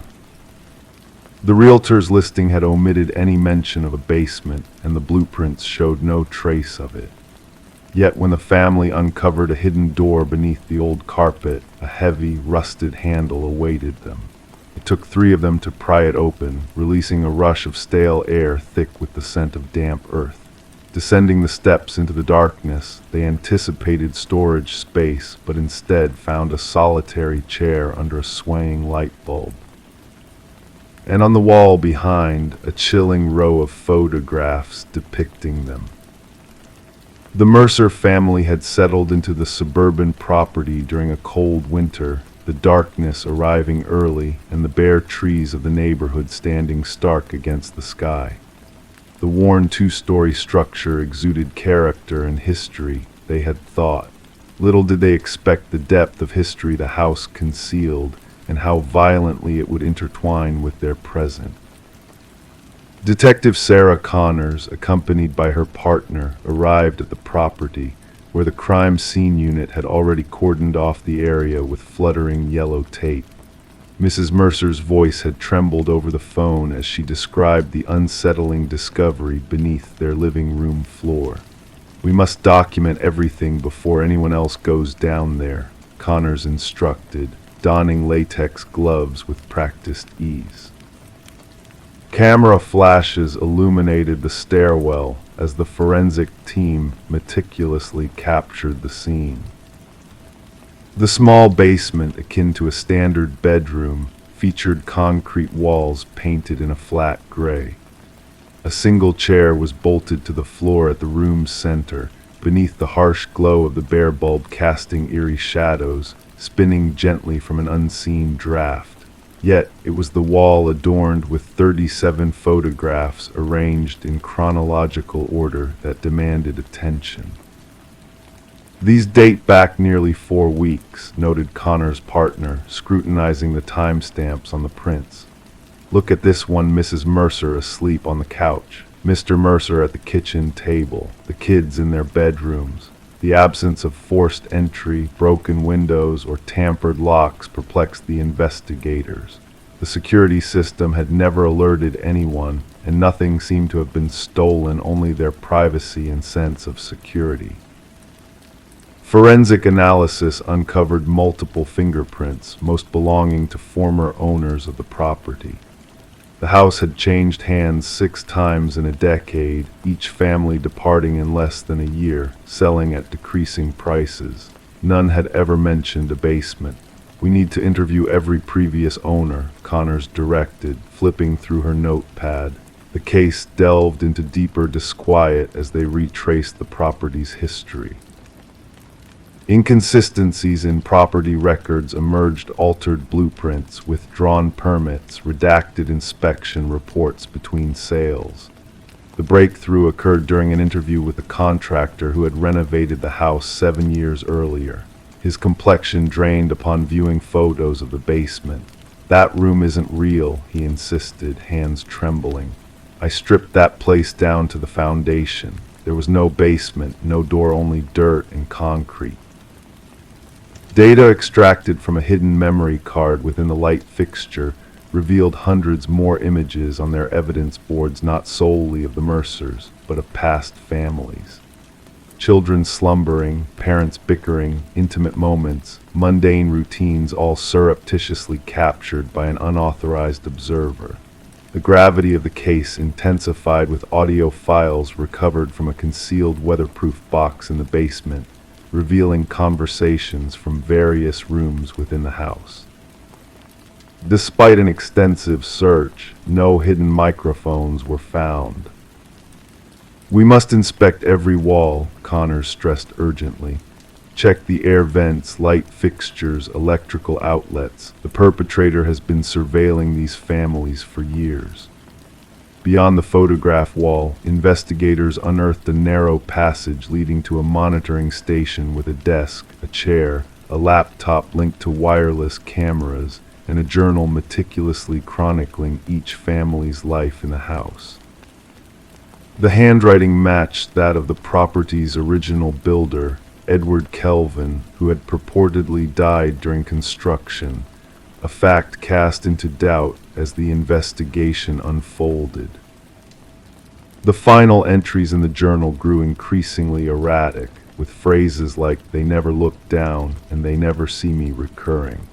The last page ominously read, "The next family arrives tomorrow." Fingerprint analysis confirmed the suspicions Edward Kelvin had never departed from the house he constructed. He had retreated into its concealed spaces, crafting a labyrinth of observation points to monitor the families who believed they resided in isolation. The manhunt ended after 3 days, discovering Kelvin ensconced within a crawlspace between the second-floor bedrooms, his emaciated form accustomed to navigating the narrow passageways he had crafted within the walls. During interrogation, Kelvin spoke of the families as mere players in his personal drama, watching them with detached observation akin to a scientist studying specimens. He professed to never have interfered directly with their lives, instead choosing to watch, record, and document. "They welcomed me," he calmly stated to investigators. "They signed the papers, they became mine." Psychological evaluations diagnosed Kelvin with severe delusions, perceiving himself as the house's guardian rather than an intruder. The families in his distorted reality were transient guests in what he believed to be his permanent abode. The Mercer family never returned to the property, leaving behind their possessions and departing with only what they could carry in suitcases. The house remained vacant as the legal proceedings unfolded. The trial unveiled the extent of Kelvin's surveillance network, with concealed rooms accessible through crawlspaces and observation points integrated into the structure from its inception. The house had been designed as a voyeuristic apparatus, its inhabitants unwitting participants in Kelvin's obsessive documentation. Upon the jury's verdict, Kelvin displayed no reaction, having retreated into the recesses of his mind, where he could still navigate the unseen passages of the house that now existed solely in memory. The property was eventually razed, its earth excavated and filled. Yet, for the families who had dwelled there, the violation endured. Haunted not by what had been taken from them, but by what had lurked unseen, watching, listening, recording their intimate moments from within the walls they had trusted to provide security. At times, in hushed moments, they found themselves glancing up at air vents, light fixtures, the corners where walls met ceilings, pondering if they were truly alone now, wondering if they ever truly had been. Story 21, nestled on the outskirts of town, lay a house shrouded in mystery. The locals whispered of its existence, but never dared to mention it aloud. The house stood solitary, its windows veiled in darkness, its porch weary under the weight of time. Ownership was a puzzle, its origins a foggy memory lost to the ages. One fateful day, a group of hikers veered off the beaten path and stumbled upon the enigmatic dwelling. As they drew closer, a chilling sight greeted them, names etched into the wooden walls, carved deep like ominous omens. Among the list of 27 names, one stood out, fresh and untouched by time. A name unfamiliar to all, until a trembling voice broke the silence, proclaiming ownership of the name. In the dead of night, a call came through to dispatch, catalogued as a routine trespassing incident. Mason Wright, the hiker who discovered his name carved into the house, relayed his unsettling discovery. Responding officers anticipated a simple case of mischief, a prank gone awry, but what awaited them was beyond comprehension. Detective Sarah Keller arrived at the scene as darkness draped the forest in its inky embrace. Her flashlight pierced the shadows, revealing the weathered facade adorned with the haunting roster of names, some barely visible, others sharp as if freshly engraved, and at the base, Mason Wright, the carving still redolent of sawdust. "I've never set foot here before," Mason declared, his words hanging in the frosty air. "I cannot fathom how my name came to be here." The investigation unfurled, delving into the backgrounds of each name inscribed on the walls. The findings sent shivers down the spines of the detective team. Every name belonged to a soul reported missing over the past 40 years, vanishing into the wilderness while hiking alone. Cold cases intertwined with active ones, a common thread binding them, the eerie connection to this desolate house. Forensic experts meticulously documented the carvings, unraveling the mysteries hidden within the aged wood. The oldest name, Rebecca Hansen, harked back to a disappearance 37 years prior, a tale of a young woman swallowed by the woods, leaving behind only a solitary boot by a stream. Mason's story remained steadfast under scrutiny. No ties linked him to the haunting names etched on the walls. The focus shifted to his companions, unearthing chilling revelations in the photographs taken during their ill-fated hike. A spectral figure, obscure yet hauntingly distinct, lurked in the background of the images, unseen by the naked eye. A descent into the abandoned house unearthed a macabre tableau in the basement, a shrine of possessions belonging to the missing hikers meticulously arranged on shelves. Watches frozen in time, backpacks laden with memories, cameras capturing moments long gone. Each item tagged with a name, mirroring the engravings outside. Bloodstains etched a grim narrative upon the concrete floor, a tale of attempts to erase the past. As paranoia gripped Mason, strange occurrences besieged him, a phantom presence haunting his every step. Protection was assigned, yet the malevolent forces seemed to elude the grasp of the authorities. A breakthrough emerged from the shadows of the past, unveiling the secretive life of Victor Blackwood, the reclusive owner of the house.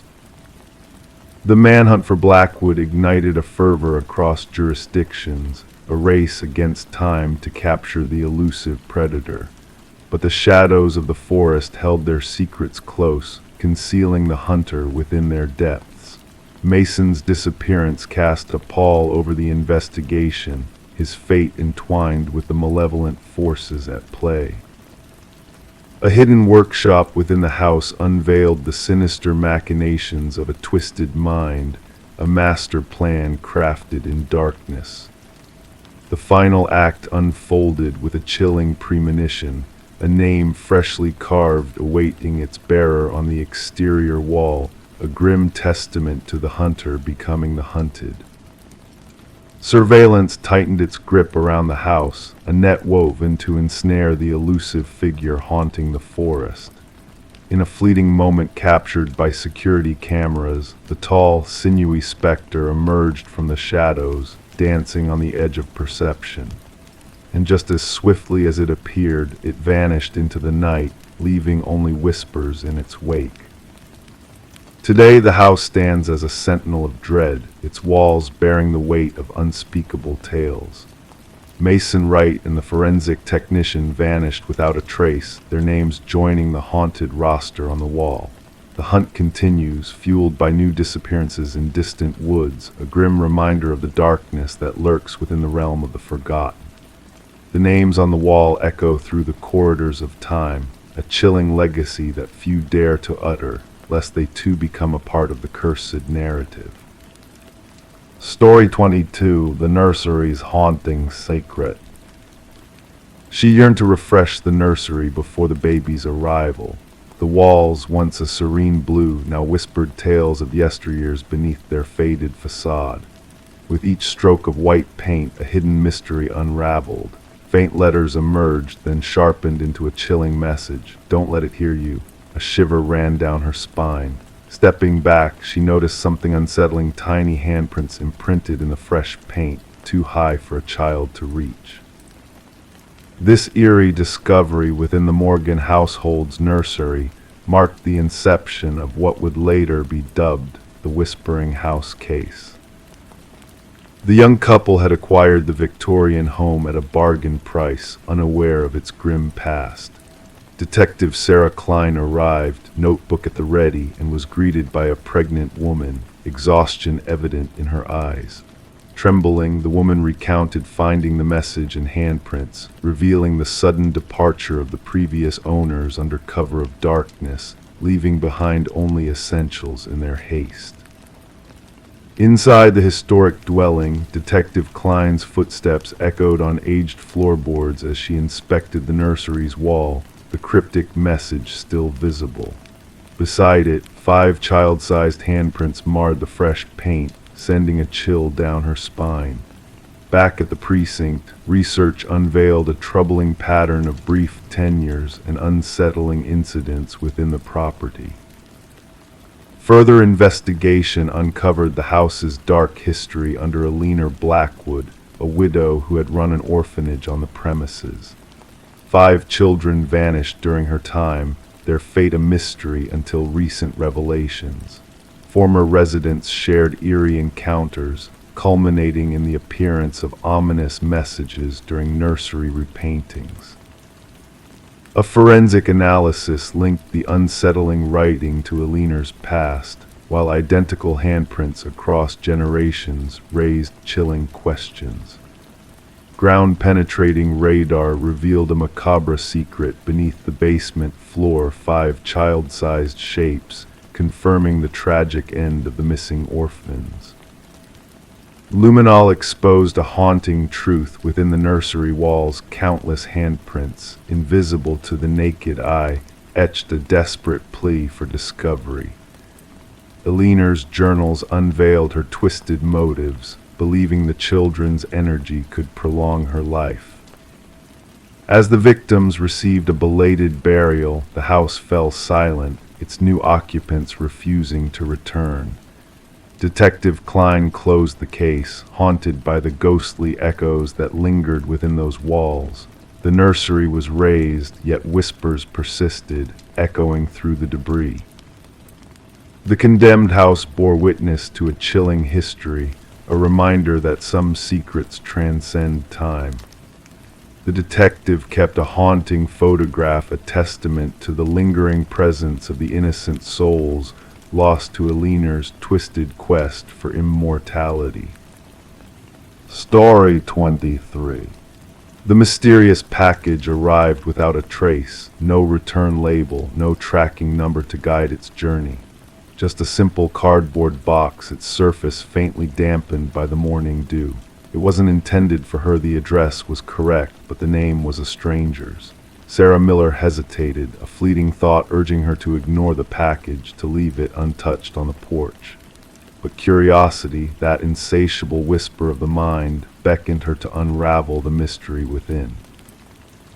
With careful hands, she peeled back the tape sealing the box, anticipating the contents to be ordinary, perhaps books, clothing, something innocuous. Yet, as the flaps opened, a single VHS tape lay nestled inside, accompanied by a solitary sticky note bearing a cryptic message: "Watch alone." Sarah held the black plastic cassette in her hands, its weight feeling oddly burdensome, as though carrying the gravity of forbidden knowledge. Her fingers traced the worn edges of the tape, sensing the history etched into its casing. The handwritten note bore the imprint of urgency, each stroke of the pen imbued with a sense of purpose. Around her, the suburban landscape hummed with its usual rhythms: a distant dog's bark, the laughter of children, the drone of a lawnmower cutting through the tranquility of the morning. Unaware of the enigma that had just crossed her threshold, Sarah brought the package inside, placing it on her kitchen counter. The name inscribed on the box, Daniel Whitaker, held no significance in her world. Having resided in the house for years, she had never encountered mail for this unknown individual. The memories of the previous occupants, the Johnsons, lingered faintly, a couple who had departed to embrace the warmth of family ties. Curiosity intertwined with unease as Sarah's gaze flickered towards her nostalgic relic, the VCR. There was a pull, a magnetic allure emanating from the tape, a mystery shrouded in the simplicity of black plastic. Against her intuition, she inserted the tape into the aged machine. At first, static danced across the screen, a haze of white noise gradually sharpening into coherence. A dimly lit room materialized, illuminated by a single lamp casting elongated shadows. The camera angle skewed as if hastily positioned, revealing a man seated in a wooden chair, his features initially obscured by darkness. "My name is Daniel Whitaker." His voice, quiet yet resolute, broke the silence. "If you are watching this, then someone has found you, which means they will find me as well." Leaning forward, his visage emerged from the shadows, eyes weary, stubble overgrown, hair tousled in disarray. "I did not commit the act. It is vital that you understand this. They have fabricated evidence against me, my fingerprints, my DNA, all falsely linked to a crime I did not perpetrate." As Daniel adjusted the camera, the stark simplicity of the room unfolded: bare walls, scant furnishings, a transient abode hinting at imminent departure.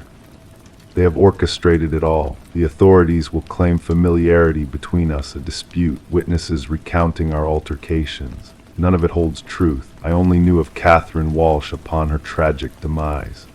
His voice wavered, laden with sorrow. "Deceased, slain within her own home, and yet my genetic imprint stained the crime scene." Detective Eliza Ramirez scrutinized the identical VHS tape before her, the fifth to surface, each bearing the desperate testimony of Daniel Whitaker, an accused protagonist in the murder of Catherine Walsh. A man who had vanished without a trace on the day her lifeless form was discovered. Initially, the Walsh case appeared straightforward: a young professional woman strangled in her sanctuary, no signs of forced entry, a tumultuous struggle evidenced. The irrefutable DNA trail led to Whitaker, his fingerprints already imprinted in the system from a prior misdemeanor. Witnesses attested to his presence near her abode in the days leading to the tragedy. Cell records placed him in close proximity on the fateful night, a case seemingly resolved until the emergence of the cryptic tapes. The tapes introduced complexity. Detective Ramirez's voice resonated as she documented her evolving investigation. Whitaker's actions suggest either an elaborate ruse or the revelation of a darker truth. Her gaze drifted across the evidence board, a smiling Catherine Walsh captured in happier times, the harrowing crime scene images evoking unease, maps pinpointing the delivery sites of the enigmatic packages, and at the center, the solemn countenance of Daniel Whitaker in his driver's license photo, his eyes imploring for redemption.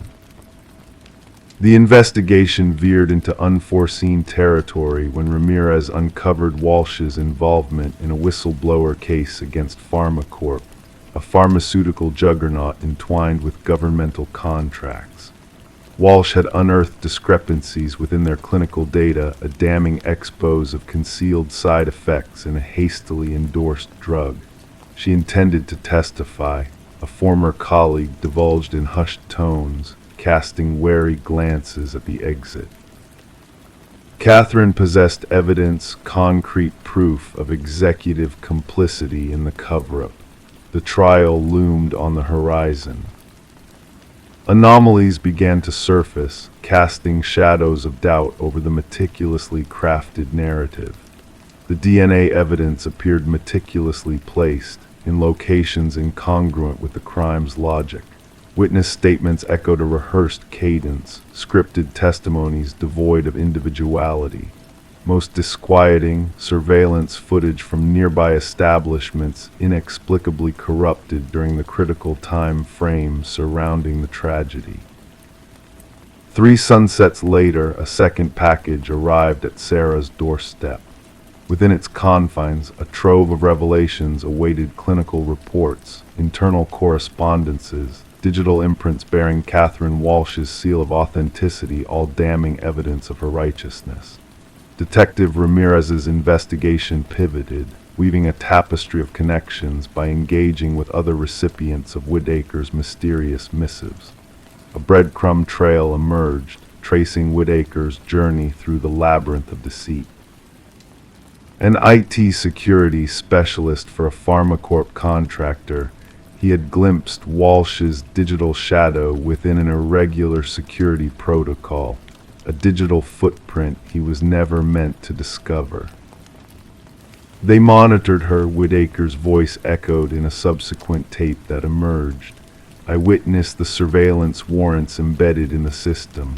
They were cognizant of her quest for truth. And then I found myself locked out, barred from the network. The subsequent day she was silenced, and my innocence was usurped by guilt. The saga reached its zenith when Sarah, with a keen eye, discerned a crucial detail within her copy of the tape, a reflection in a distant window revealing a row of storage units. Collaborating with Detective Ramirez, they pinpointed the locale.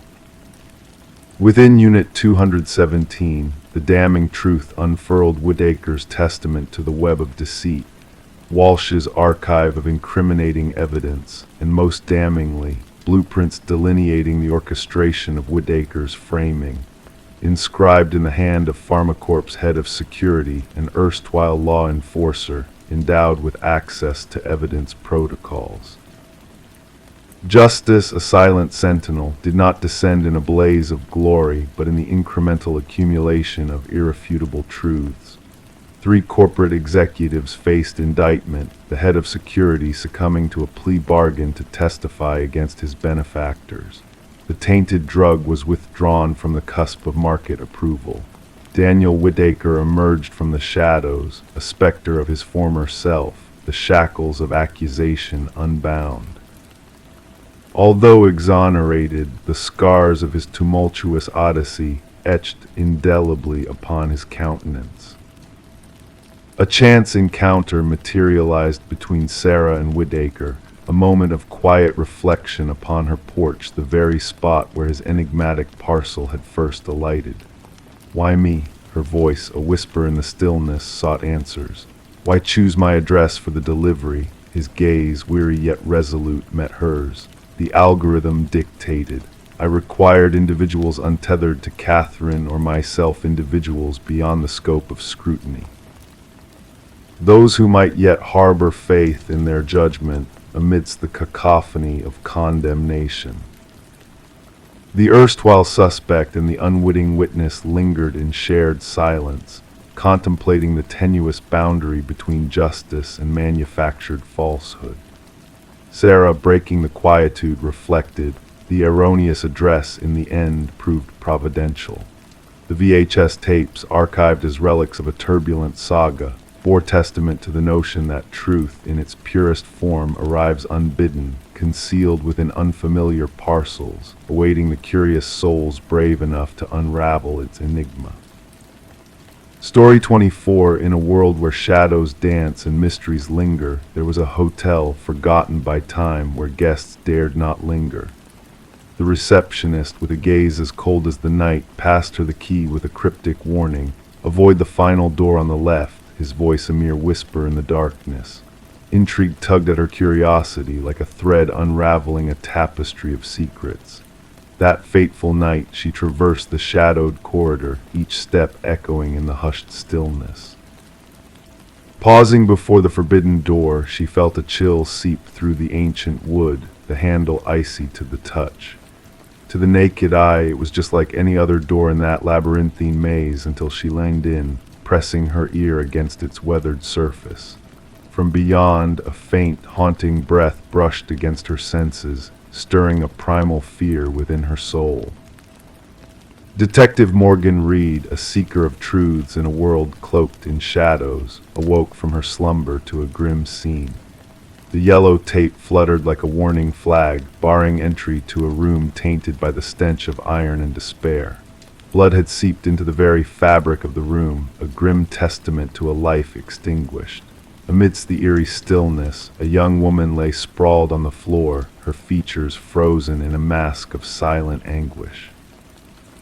Reed knelt beside the fallen figure, her gaze tracing the contours of tragedy etched in the room.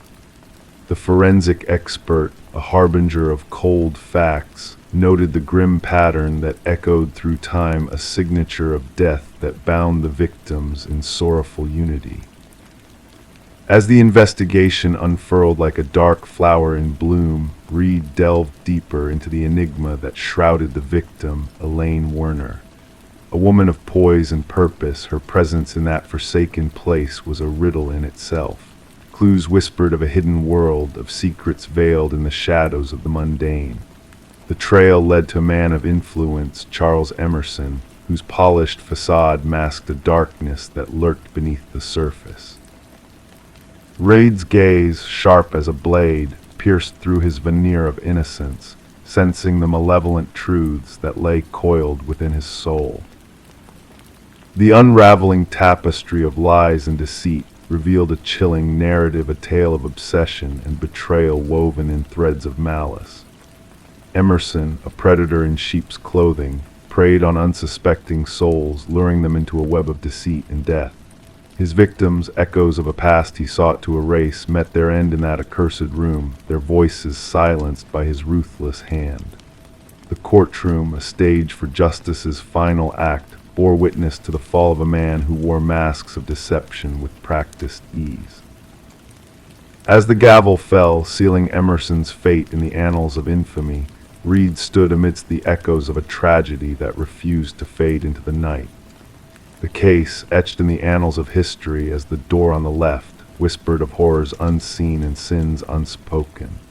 Behind the bars of his prison cell, Emerson's gaze met Reed's in a fleeting moment of truth, a truth devoid of remorse, a truth that mirrored the abyss where his humanity should have dwelt. The tale of the hotel keys, silent sentinels of a dark chapter in time, remained locked away in the vault of memory. Reed, haunted by the specter of unanswered questions, walked the corridors of her mind, counting doors that led to realms of shadow and light. In the stillness of the evidence locker, the keys glinted like shards of a shattered mirror, reflecting the fractured souls that once crossed the threshold of that accursed room.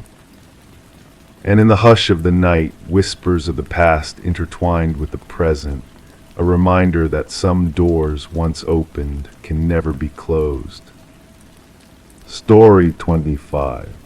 In the dimly lit old apartment, peculiar sounds echoed through the walls, pipes groaning, floorboards creaking.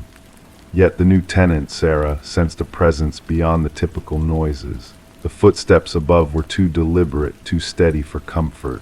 Strangely, they seemed to originate from the ceiling, though she resided on the top floor. One fateful night, fueled by curiosity and a hint of fear, Sarah tentatively tapped the ceiling with a broomstick. The eerie sound ceased abruptly, plunging the room into a heavy silence. Then, a single knock reverberated back from within the confines of the ceiling. Sarah hesitated, choosing to keep the unsettling incident to herself. Rationalizing it as mere building quirks or perhaps a misplaced critter in the attic, she adapted to the nightly ritual of methodical footfalls traversing her ceiling in the shadows. Desperate to drown out the haunting sounds, she resorted to raising the TV volume, donning headphones at night, anything to escape the unsettling presence lurking above. Detective Morris's attention was piqued when a maintenance worker stumbled upon a concealed crawlspace while conducting routine repairs.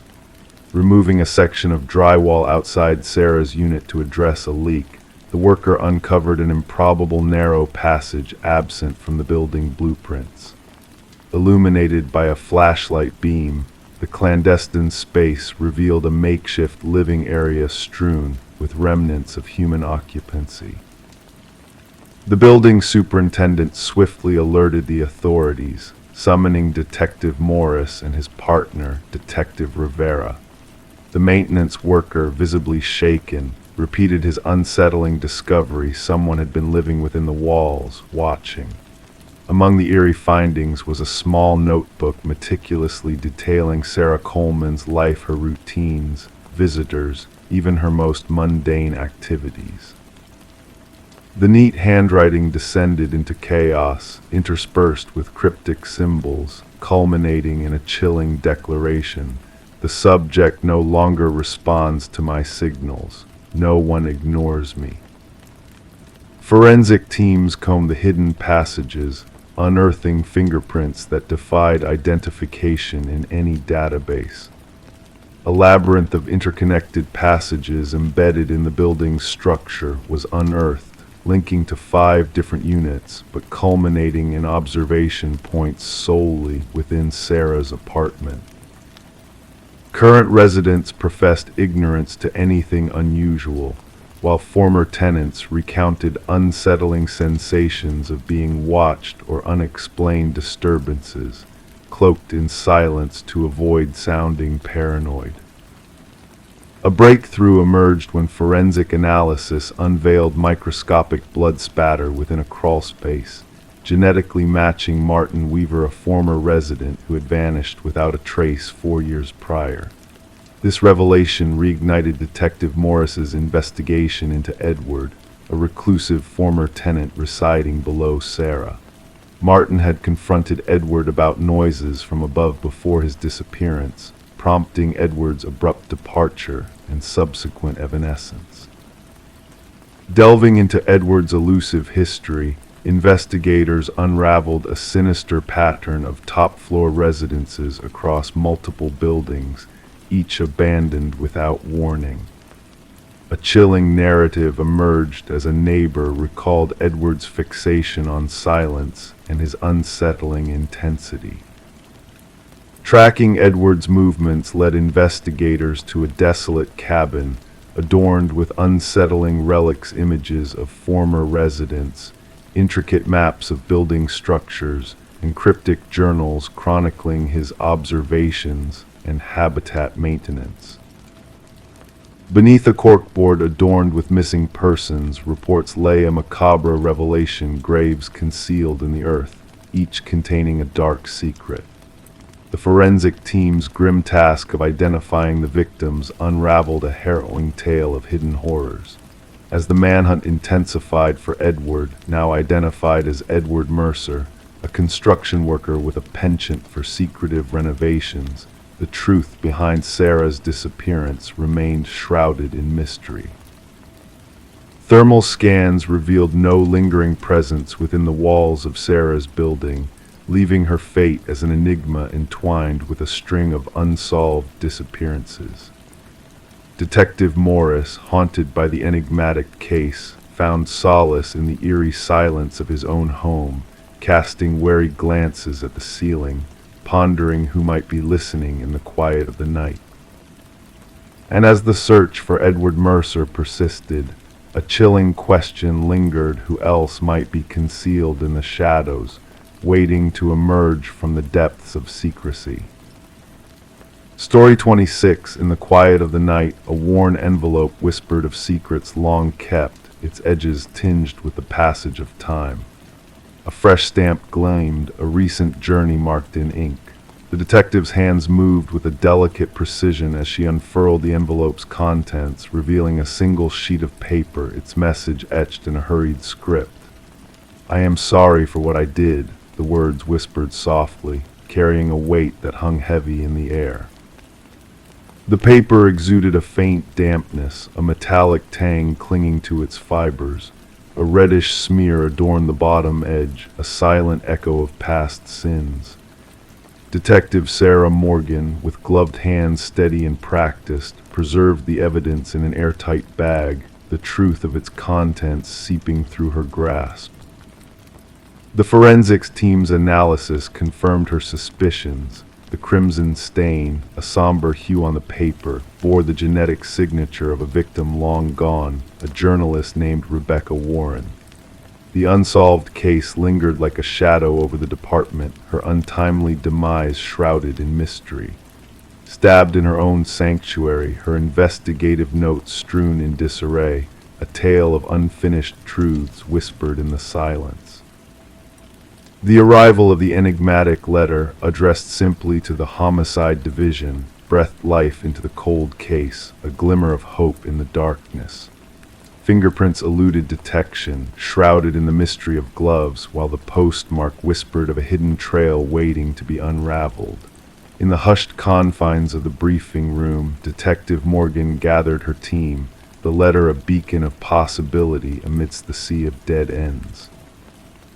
"This changes everything," she murmured, the words a call to arms in the quietude. Detective James Chen, a steadfast companion in the pursuit of justice, cast a skeptical eye on the message. Remorse or deception, he pondered, the truth veiled behind a curtain of uncertainty. The hunt for the vintage typewriter, its antiquity a rare clue in a modern world, led the team down winding paths of forgotten history. Each keystroke whispered of a bygone era, a tale waiting to be told. As the tendrils of investigation unfurled, Rebecca's life unfurled like a delicate flower, petals of truth revealing a woman dedicated to uncovering shadows. A wealthy family, their secrets ripe for the plucking, emerged as a nexus of intrigue, their pasts intertwined with the present. Michael Barnes, a figure in the shadows, harbored secrets of his own, his gaze shifting under the weight of scrutiny. A second letter, a mirror of the first, bore witness to a truth long buried. The family's mansion, a canvas of opulence stained with blood, housed the answers they sought. Richard, the eldest son, stood at the center of the storm, his facade cracking under the weight of suspicion. Eleanor, the silent observer, held the key to unlocking the mystery, her stationary a damning link in the chain of events. The tapestry of deceit unfurled, revealing a web of lies spun with deadly intent. Richard's dealings with Michael, a dance of shadows and whispers, painted a portrait of betrayal. The trial, a stage of reckoning, laid bare the truth in all its rawness. Guilt and innocence intertwined, a tapestry of human frailty woven with threads of deceit. As Richard faced his fate, justice's hand heavy upon his shoulder, Detective Morgan stood as a silent sentinel, a guardian of the truth. Rebecca's parents, shadows of grief cast long in the courtroom's light, found solace in the closure wrought by justice's hand. The blood-stained letters, echoes of a dark past, whispered of a truth long buried, a testament to the frailty of human hearts. In the stillness of the night, as the world slumbered in peace, the tale of Rebecca Warren lingered, a cautionary whisper in the ears of those who dared to dance with shadows. The weight of guilt, a burden too heavy to bear, lay heavy on the hearts of those who believed they could outrun the echoes of their past. And in the quiet of the night, justice's hand reached out, a silent promise that no secret could forever remain hidden in the shadows of the past. Story 27, the aged library faced its imminent destruction, the workers nearing the end of their task when a chance stumble unveiled a concealed latch within a dusty bookshelf. With a gentle click, the entire bookcase swung open, unveiling a narrow passageway leading to a hidden chamber. The air within was stagnant, holding the essence of years untouched. In the center stood a solitary chair, firmly bolted to the floor. The room was devoid of any other furniture, save for this ominous seat. And etched repeatedly on the walls in a haunting repetition was the chilling declaration, "I am still here." The construction foreman swiftly contacted the authorities, setting in motion a sequence of events that would unfurl a dark and enigmatic mystery. Detective Morgan Walsh, a seasoned investigator with 2 decades of experience, arrived at the scene, his flashlight piercing the darkness and illuminating the eerie message that adorned the walls. "Secure the area," Walsh commanded the officers, his voice resonating through the enclosed space. "No one disturbs a thing until forensics arrives." The library's history added layers of intrigue to the unfolding narrative. Once owned by the influential Harrington family, the building was bequeathed to the public following the unexplained disappearance of their daughter, Rebecca. Vanishing during her final year of college, Rebecca left behind no trace except for her abandoned car near the woods. Despite extensive searches and inquiries, the case grew cold, with speculation suggesting she had chosen to vanish, a notion her family vehemently rejected, convinced of a more sinister fate. As forensic experts meticulously combed through the hidden room, they unearthed hair and fiber samples embedded in the chair, and traces of blood and skin cells within the scratches on the wall. Initial analysis hinted at the presence of a young female's biological material. The chair was evidently used for restraint, the forensic analyst remarked, indicating the weathered leather straps and bolt holes. The occupant fought fiercely against their captivity. Detective Walsh delved into the Harrington family's past, troubled by the timing of the library's donation. The revelation that it occurred shortly after Rebecca's disappearance raised suspicions of a deeper connection. Further probing uncovered a disquieting fact. The contractor responsible for the bookshelf's installation had close ties to Maxwell Harrington, Rebecca's uncle and the family's patriarch. Financial records revealed substantial payments to this contractor, surpassing standard renovation expenses. Former library staff expressed astonishment at the hidden chamber's discovery, with one elderly librarian recalling Maxwell's solitary visits to that section, insisting it remain untouched during renovations under the guise of historical significance. The investigation took a grim turn when DNA testing confirmed the genetic match between samples from Rebecca's hairbrush and those found in the hidden room, solidifying the chilling reality that she had not fled but had been imprisoned by her own kin. A warrant led detectives to Maxwell's estate, where a hidden journal in his study detailed a disturbing fixation on his niece. The final entry ominously declared his resolve to silence Rebecca, leading to the horrifying revelation of her tragic fate. Maxwell's composed demeanor shattered upon confrontation with the incriminating evidence, his confession laying bare the heinous truth of his actions. The excavation beneath the hidden room's floor uncovered Rebecca's remains, her skeletal form still adorned with the silver bracelet gifted by her parents. At Maxwell's sentencing, the Harrington family witnessed the long overdue reckoning for their patriarch's monstrous deeds. As justice was served, Rebecca's mother clutched her daughter's bracelet, a poignant symbol of closure amidst the lingering pain. The library's demolition was indefinitely halted, transforming the space into a somber memorial. Community members paid their respects with floral tributes, honoring a life extinguished prematurely and a truth concealed behind a veneer of secrecy. In an ironic twist, Rebecca's poignant message etched on the walls ensured her enduring presence, guaranteeing that her memory would endure, and the delayed hand of justice would eventually unveil the darkness lurking behind the veil of shadows.